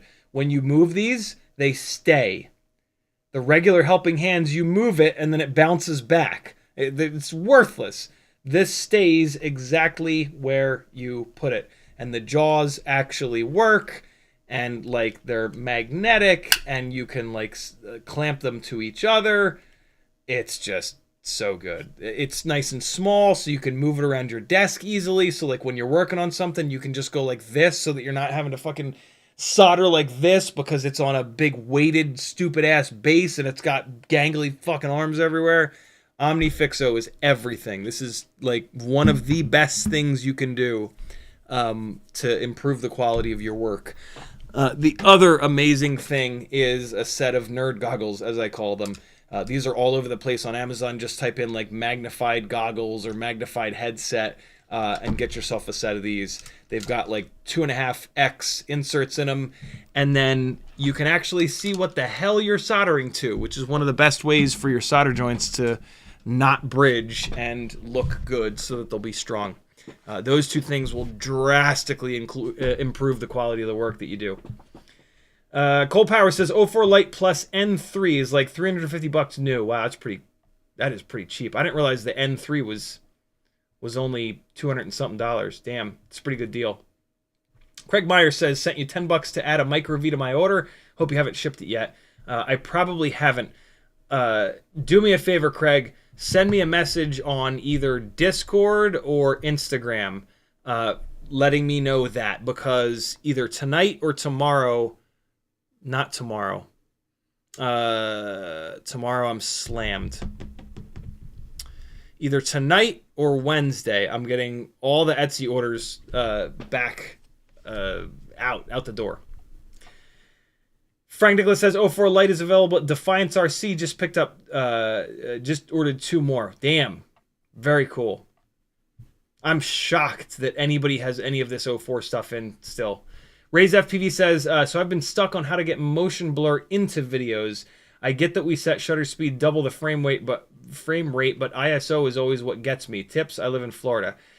That's a pretty big conversation. The quickest I can break that down is that you want to fly lower to the ground. You want to put more things in the frame that are moving fast. And so when you're 10 feet above the ground is all the way down here. And so there is motion blur, but it's not taking up any of the frame. So you drop down 10 inches off the ground, and now the ground is this far up in the frame. And so much more of the frame that you're looking at is whizzing past at 1,000,000 miles an hour. If you're going to shoot 30 frames a second, you can do a shutter speed of 1/60th. ISO has little to nothing to do with this. It's about the shutter speed. The shutter speed is how long for each frame the camera opens its eyes to let light in. So 1/60th of a second is like this. 1/1000th of a second is like this. And so at 1/1000th of a second, the camera only opens its eyes and closes them really, really quick. And so there's not enough time for those moving objects to blur. And so the lower the shutter speed, which is 1 over a smaller number, 1/30th of a second, 1/60th of a second, 1/120th of a second, those shutter speeds will produce motion blur as long as you're putting a bunch of stuff into the camera that's moving quickly. If you're flying long range and you're a half a mile up, you're not going to get motion blur ever. Unless no, you're just never going to get motion blur. So yeah, you have to put things into the camera view that are moving quickly, and then you also have to be at a low shutter speed. 1/30th of a second, 1/60th of a second, 1/120th of a second. You can get a little bit at 1/240th of a second, but yeah, that's how you get motion blur. And then you're going to use ISO and ND filters to make sure that the exposure is correct, to make sure it's not too bright or too dark. That's the simplest I can kind of break that all down. I could literally do an entire live stream about that, about the interaction of shutter speed, f-stop, ISO, ND filters. If you want to really dig into that stuff, search YouTube here for photography for beginners, or f-stop versus shutter speed versus ISO versus ND filters. I guarantee you somebody's got a video breaking that stuff down. Photography and videography and flying drones, it's all the same stuff. It's those 4 things, and they do this. They cross with each other, and one affects the other, and you really have to understand them. Just putting an ND32 or an ND16 on is not necessarily going to get you any extra motion blur. If everything is on auto, it's going to give you a whole bunch more noise in your video. Your video is going to look significantly worse. It might get you a little bit more motion blur, but yeah, ND filters don't give you motion blur. ND filters limit the amount of light coming into the camera, and that will then allow you to drop the shutter speed down so that the camera opens its eyes for longer, right? The longer its eyes are open, the more light is going to saturate into the sensor. So yeah, it's not super hard to understand this stuff either. In a half an hour, you can have a really good understanding of how those four things interact, and your footage will get way better once you understand that stuff. So it's worth it. You know, we are flying cameras. Like, yes, a lot of people fly to be fighter pilots, and that's totally cool. But like, there's a whole deeper world to what we're doing. Craig Meyer says, "LOL, they're sick of watching you fly." Craig Meyer says, PayPal you $25 for your humor. Thank you so much, dude. Very, very cool of you. Much appreciated. Moss1 says, what AIO do you prefer for 75mm 1S analog 22-ish gram 2G4 or X12 for freestyle? What AIO? X12. The 2G4 only has 5 amp FETs, and for a 75mm 1S rig, I mean, for 75mm rigs in general, you want to make a bunch of power. Those are rigs for flying outside. You need power for outside. And the 5 amp FETs are like, okay, but you're really pushing them hard. So the X12 is a better choice. Also, at some point, you'll come over to the dark side with 2S, and the X12, you can just put a different battery lead on it, and you'll be ready to go for 2S. 2S is way better for 75mm, even with analog. Mex6288 says, thanks for answering my question, and my significant other is totally sick of watching my flights. They all are, friends. Just stop. Just stop showing it to them. It's, you know, if you get something that's like really, really, really, really good, cool. But don't expect them to care. If they pretend like they care, you're a lucky motherfucker.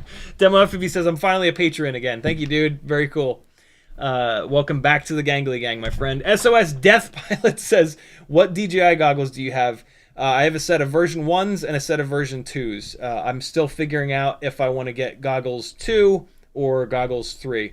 I need to pick, and I need to order them because I have both O4s coming. Cheetonian says, Mads tested O4 will go full power without arm signal. Oh, DJI. Very kind of you. Thank you for that. Finally, DJI. Jesus. Chris Croft also saying that with O4, arming signal is not needed. Jesus. Took him long enough. That's cool. Zip says, I ordered the only 2 Tiny Whoop BT 3.0 450 mAh batteries they had in stock today. Do we just wait for more stock? Or are there any other good enough batteries to buy? There will be something cool coming to Rotor Riot. Moving on. Other than that, yes, just wait for Tiny Whoop to come back in stock. But start to stalk Rotor Riot. Cold Power says, yes, the old ship of Theus's FPV drone, or in your case, 3 ships of, what is that? Thesuvala? I don't know what that word is. Everyday with Bruno says they have it on Emacs as well. It's the one that comes in the new Scout. Oh, cool. It's in the new Scout as well. Thank you, Emacs, for forcing RunCam to make their best analog camera of all time again. That's pretty cool. Hopefully RunCam's making that camera again, because, yeah, that camera in the Mobula 6 ballsack canopy is... Cold Power says, if you are one step above beginner, the first thing you should do upon buying a bind and fly is dump the Betaflight config diff before literally anything else. Yeah, that's a great idea. Great idea. Go into the CLI, type DIFF, and then just copy and paste everything on the screen into a document. It'll save your ass at some point. Oh, almost caught up on chat. Oh my god, it's 11:45 already. Everyday with Bruno, we got that. Got that. Cold Power says 3.5-inch SATA, 2.5-inch, 3.5-inch SATA. Yep.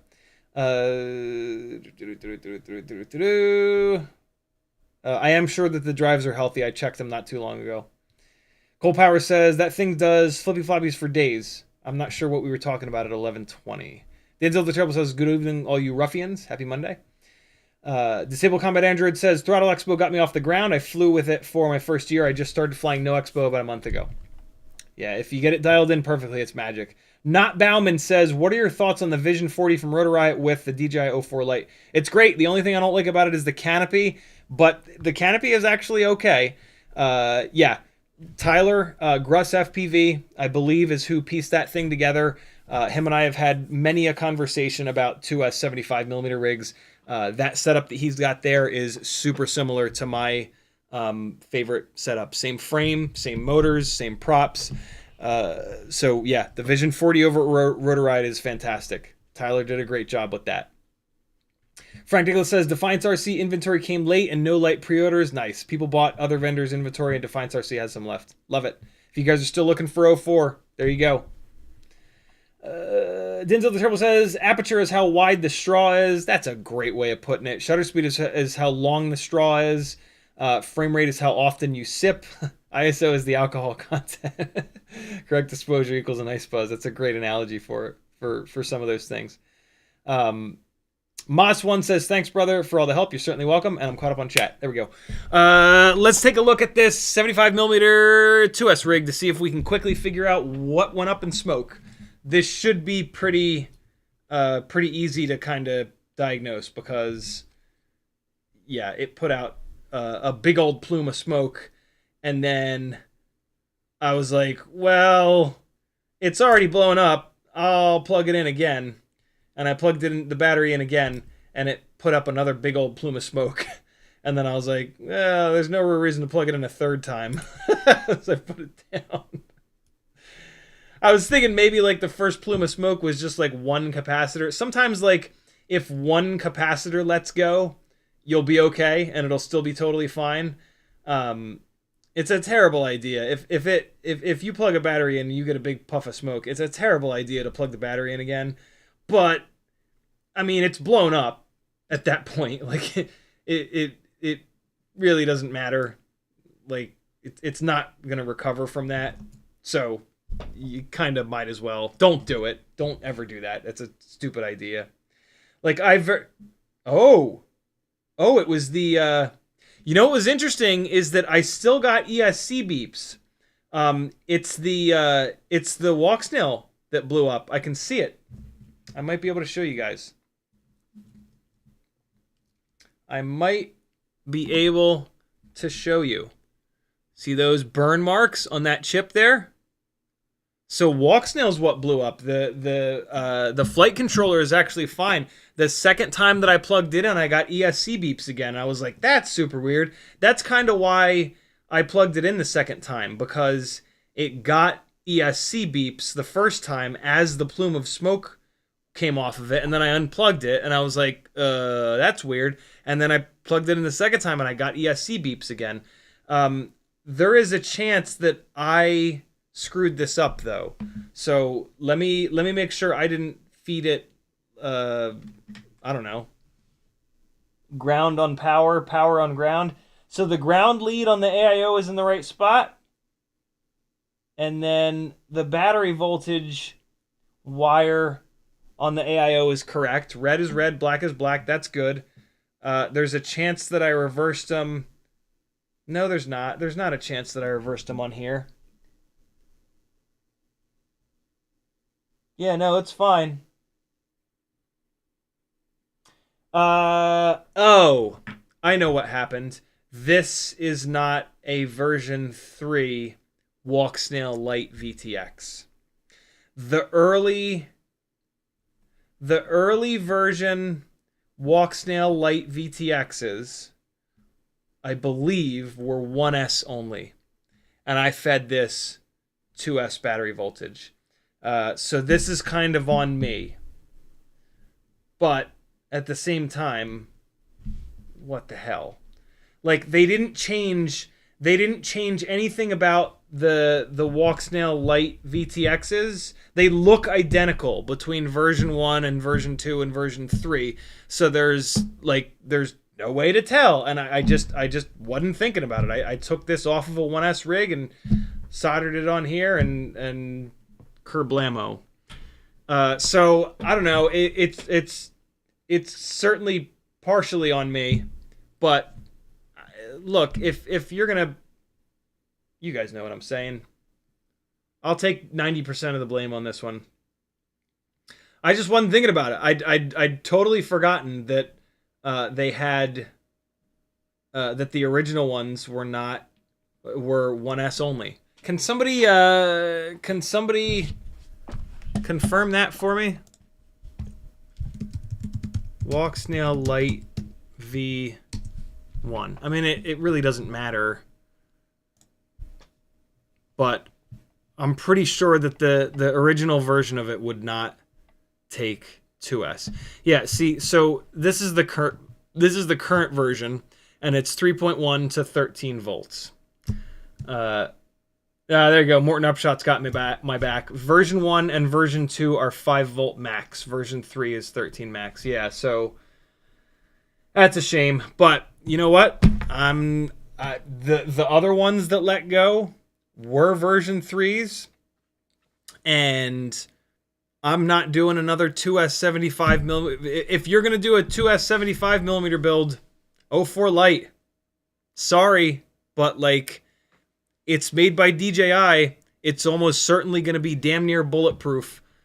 So many people have had these Walksnail Lite VTXs let go when hooked up to 5 volt BECs. And, you know, that version 1 and 2 would take 5 volts. So this is my bad. This fourth one is my bad.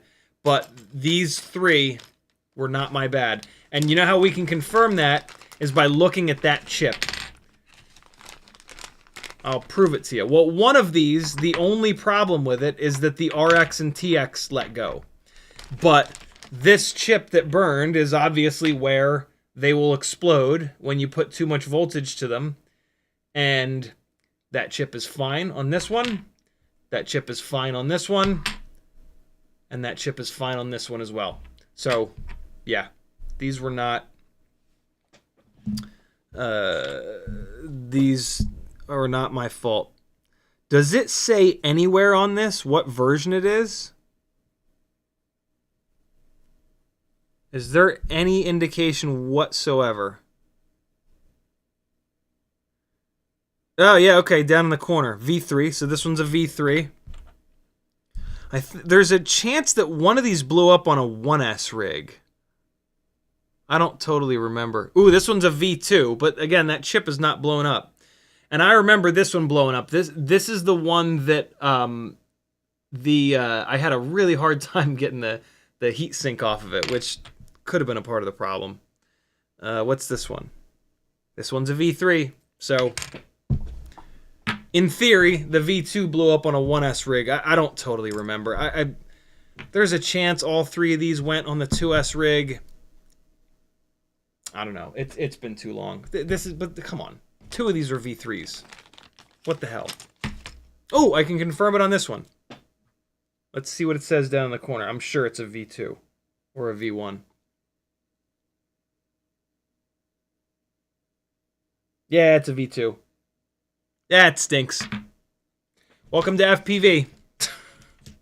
Everything sucks all the time. I'm going to desolder these leads from the VTX. So I don't... I guess I'll send this one in and see if they're willing to fix it.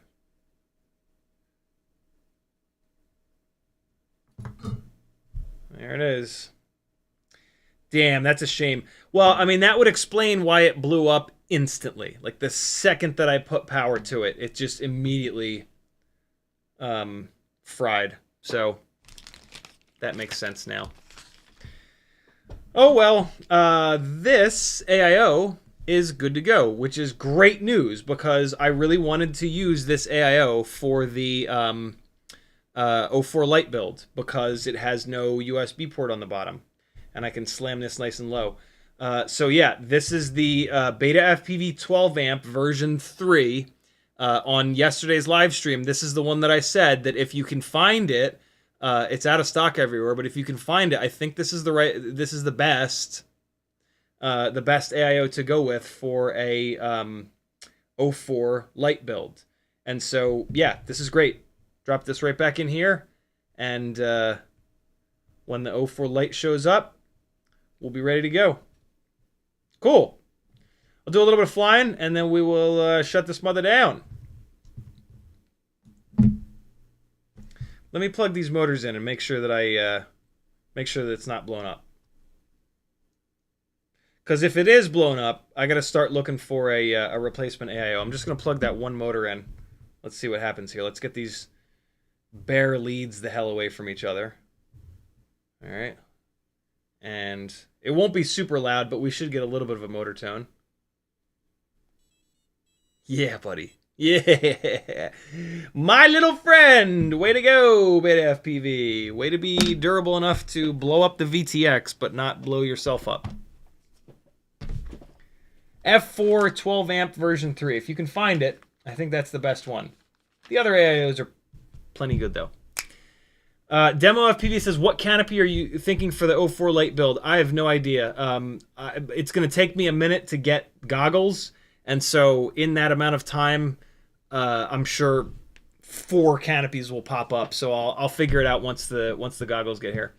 Metadertson says, turns out there is an X12 Pro. There is indeed. Someone in Discord pointed it out. Yeah, there's nothing like magical about it though. There's no real reason to stress. Just get an X12. They're awesome.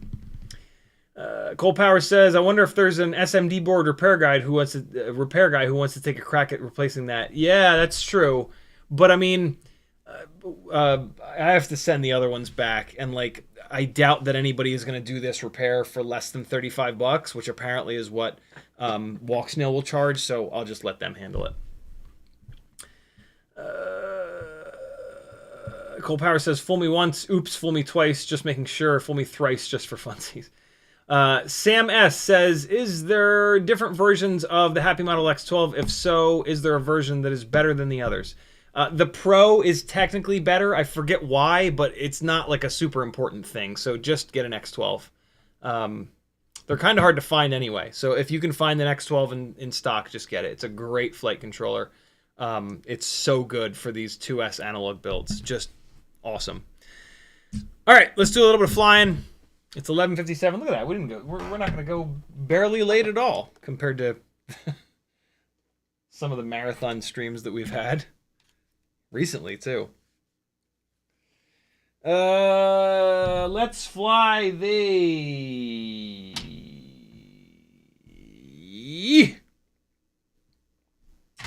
Let's fly rigs with the O4 with the RunCam Nano 4. What that means is, let's do the RC and power motors.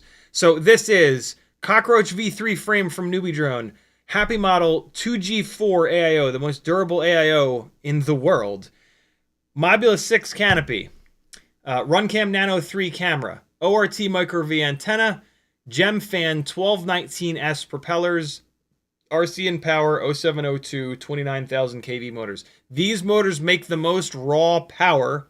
They're not the highest RPM motors though. So pairing these motors with the most pitchy props gets you a ton of thrust. It doesn't get you the highest top speed, but it gives you the most acceleration, and it's plenty. It's got plenty of top speed, as you'll see in a moment. Here we go. Folded cell 300 mAh 1S BT 2.0 batteries that have been cycled a lot. These are not fresh batteries. These batteries are actually starting to get old. I need to start thinking about replacing them. There's our boy! He heard the call of his people and came on over to protect me from the evils of the tiny whoop. All right, so we've got a tuning problem going on here. All right, so the tune is like on the edge. Once it's up in the air, it's okay. But behavior like this, where when you're on the ground, well, now that the battery is discharged a little bit, it's fine. But the behavior that you saw a second ago, that means that your tune is like either over the limit or right at the limit. Whoa, Teddy! I almost flew this tiny whoop inside of you, my little friend. Something's going on here. So it's potentially a banged up motor or propeller. I'm gonna flip this thing into turtle mode.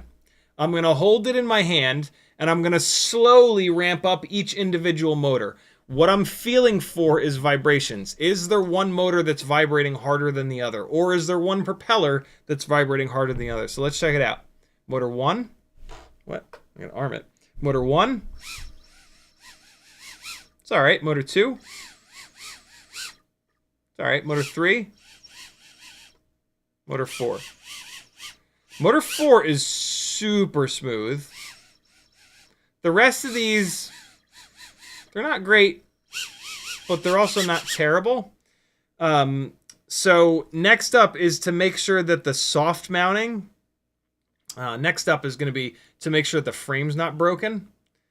And so we're just going to move it around a little bit here and look for any gaps in the plastic. Feels okay, looks okay. Frame seems to not be broken. Look for loose screws. Looks like we're right there. And then look to make sure that the flight controller is soft mounted and there's nothing pushing up against it. Essentially hard mounting it. And it looks like we're all right. So let's take a quick look. This was a working rig. As you beat rigs up more and more, they will... more vibrations will make their way into the AIO. So let's plug this in and take a look at where the tune's at and what the filters are looking like and see if there's anything sort of obvious that we can adjust. The easy fix here is to grab the master multiplier and just pull it down. But in doing so, you're going to have a worse PID tune and slightly worse flight characteristics. You're going to be able to fly it, though, which is nice. Come on, Betaflight. Stop taking so long. This is the window we had open from yesterday's stream. Betaflight, Jesus, come on.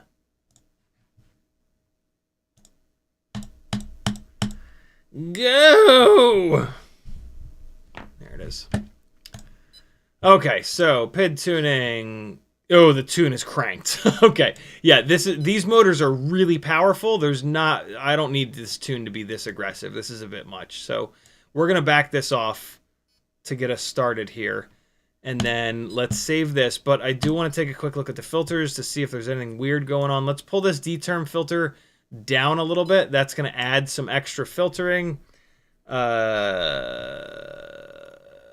There's a lot of gyro filtering going on. Let's actually turn off gyro low pass 1.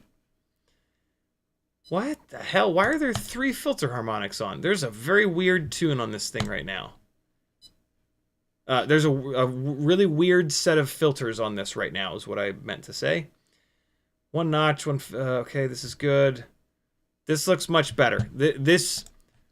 I kind of want to turn the PIDs back up, but I just want to fly at this point. So that will. I think what was going on is that there was too much filtering with tiny whoops. You don't want too much. I mean, with all rigs, you don't want too much filtering.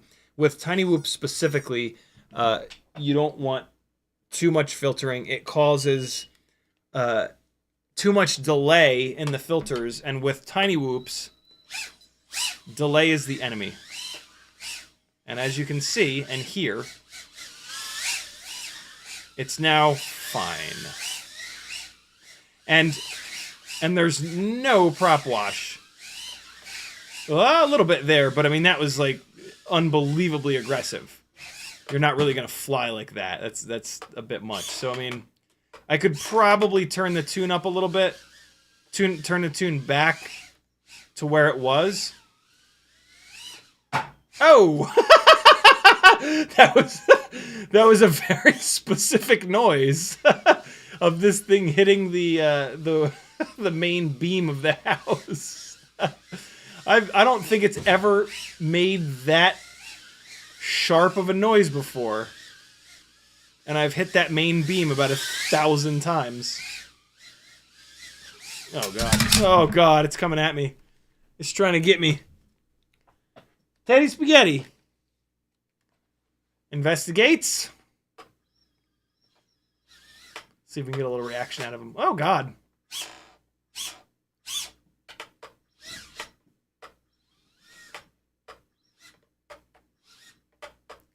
This thing's acting a little weird. What's happening here? What? What? Arm, you bastard. There it goes.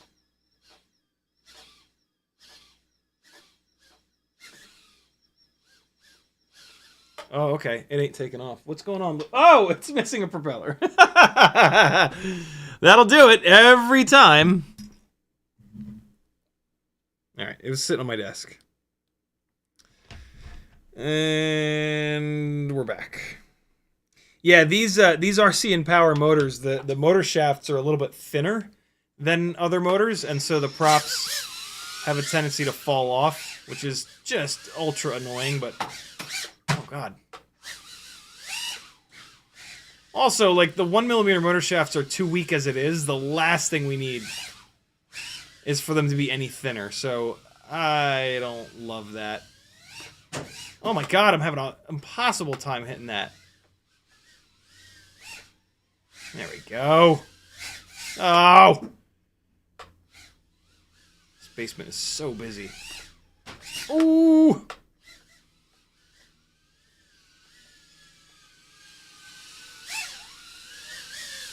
Let's do another battery.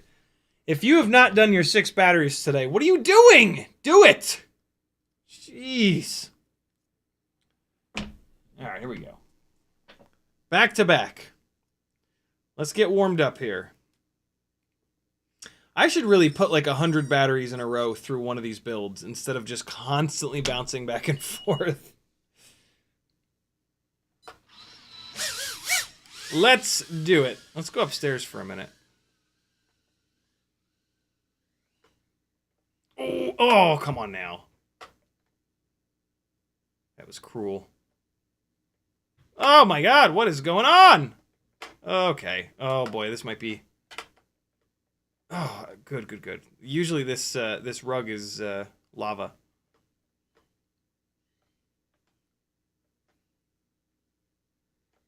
Let's get into it here. Oh god, Papa Son! Oh, that was weird. Oh god, no, dog bowl! Oh, we got away with it. Dog bowl is right next to this door here with water in it. And also, I think I have a shitload of wet stuff in the sink. I almost never put it in the sink, though. I often find myself over by the dog bowl. Oh, come on now. There we go. Teddy's coming to see. Here he comes. Oh no, that was him coming down the stairs. Oh! I didn't know how that was gonna go. Hey, look at this new. No! Oh, you son of a bitch! It's on top of the couch. Hold on. Teddy, you can stay down here. Don't, just stay down here.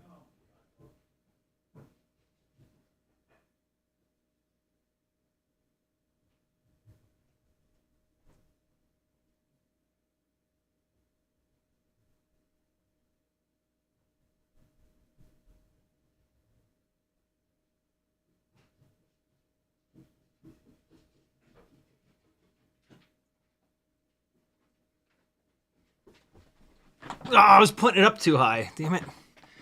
Oh, God. All right, buddy.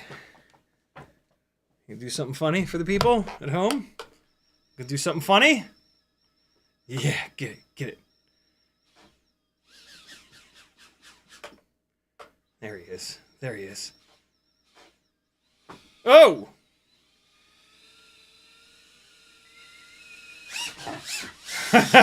We got a snarl on that one.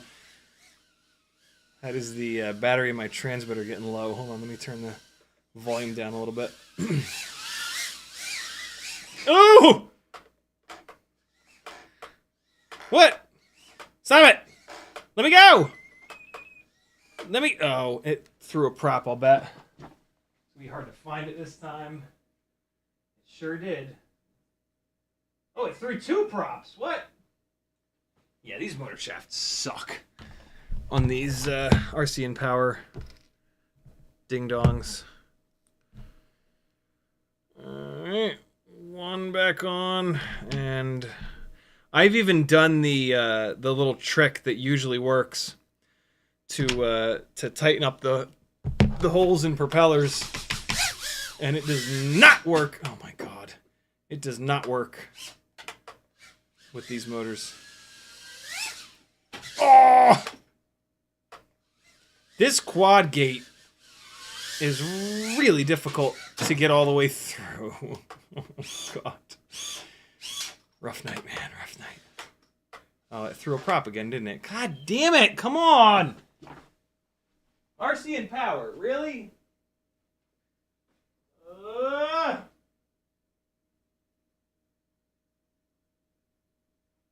I can't find it this time. All right, we gotta fly something different. I might bail on these motors, man. This is just super annoying. And like, I don't know, the Happymodel motors are so much more efficient.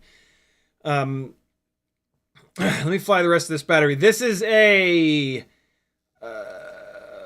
Walksnail, not Walksnail, Jesus. Newbie drone, cockroach Lite AF frame, Mobula7 2024 AIO, and the Happymodel 0702 40,000 kV motors. All right, this battery's done. Good. We're gonna fly one more. The transmitter battery is at 6.6 volts. I don't want to torture it any worse than I already am.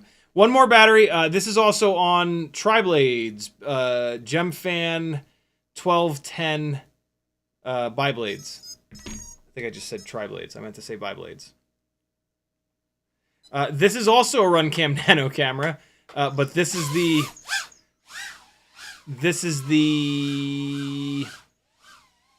Emax version, which is why it's so much brighter. Believe it or not, I went through this gate, but you couldn't even see. That was wild. You really couldn't even see me get through that gate. I didn't go like that enough. Hey.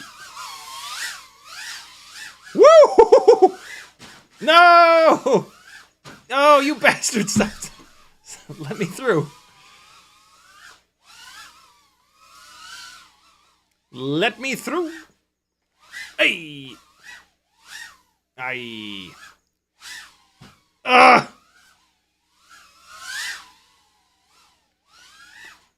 Oh, I've never done that like route before. Wow. Okay. What can I link that up with? Nothing. Ah. I tried to like really lay that out and it was just a bit much. Ay.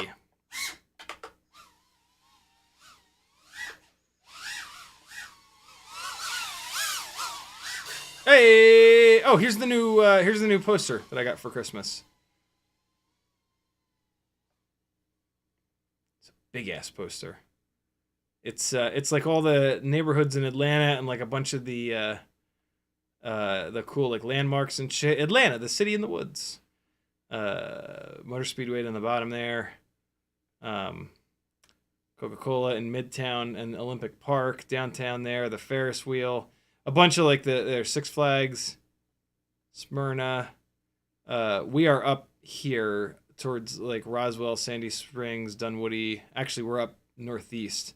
We're off the map actually. I previously lived in Alpharetta. Lawrenceville would be like up here basically. But yeah.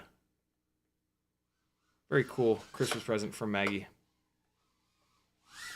Ah!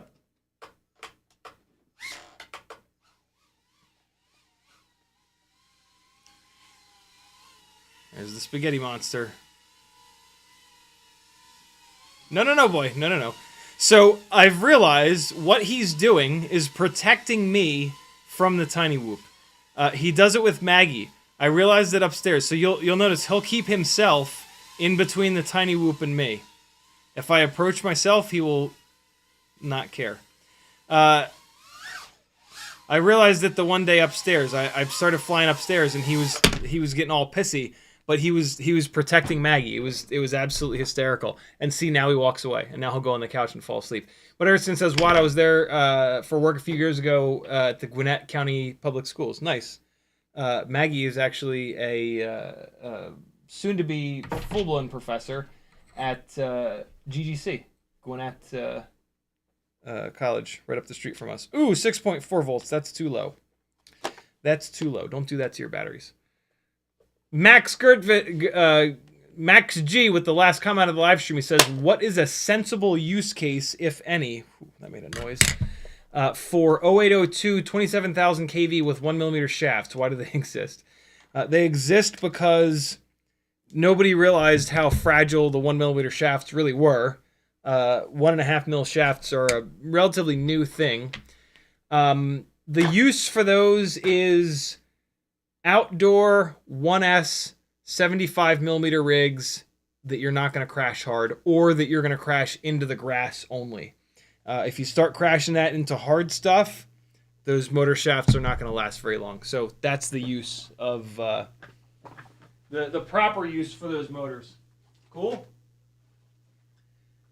Thanks for hanging, my friends. I'll be back on Wednesday at, 10 o'clock?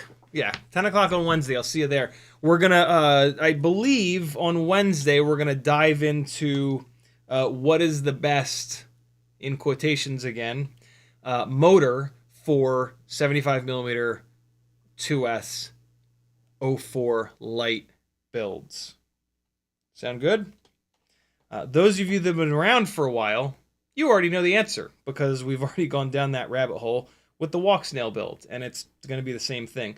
But yesterday's live stream, for example, had literally double the number of concurrent viewers, so there are lots and lots and lots of new people. I haven't looked tonight, but yeah, there's lots and lots and lots of new people, and so we will revisit the different motors, the 802s, the 1002s, the 1102s. We'll talk about motor heights. We'll talk about KV. We'll talk about motor limiting, all that good stuff. CiottiFPV.com to support me. Use the affiliate links. Jump onto the Patreon. Buy something from the Etsy store. The Micro Vs are back in stock. There's some fun shirts available over on Teespring. And if you want to learn a lot, work with me on Fiverr, or just message me and we'll schedule it. More than 50% of the answers to FPV questions on Facebook groups and Reddit are dead ass wrong. Like full-blown, just stupid, dumb, wrong, awful answers, which is annoying because that wastes people's money and time. And so don't let that be you. And don't get your fingers chopped off either, because that'll be a hell of a hospital bill. Love you, bye! I'm not ready. Speaking of 2S 75mm, here's another battery from the 802 analog 75mm 2S rig. Bye-bye, friends. I'll see you Wednesday.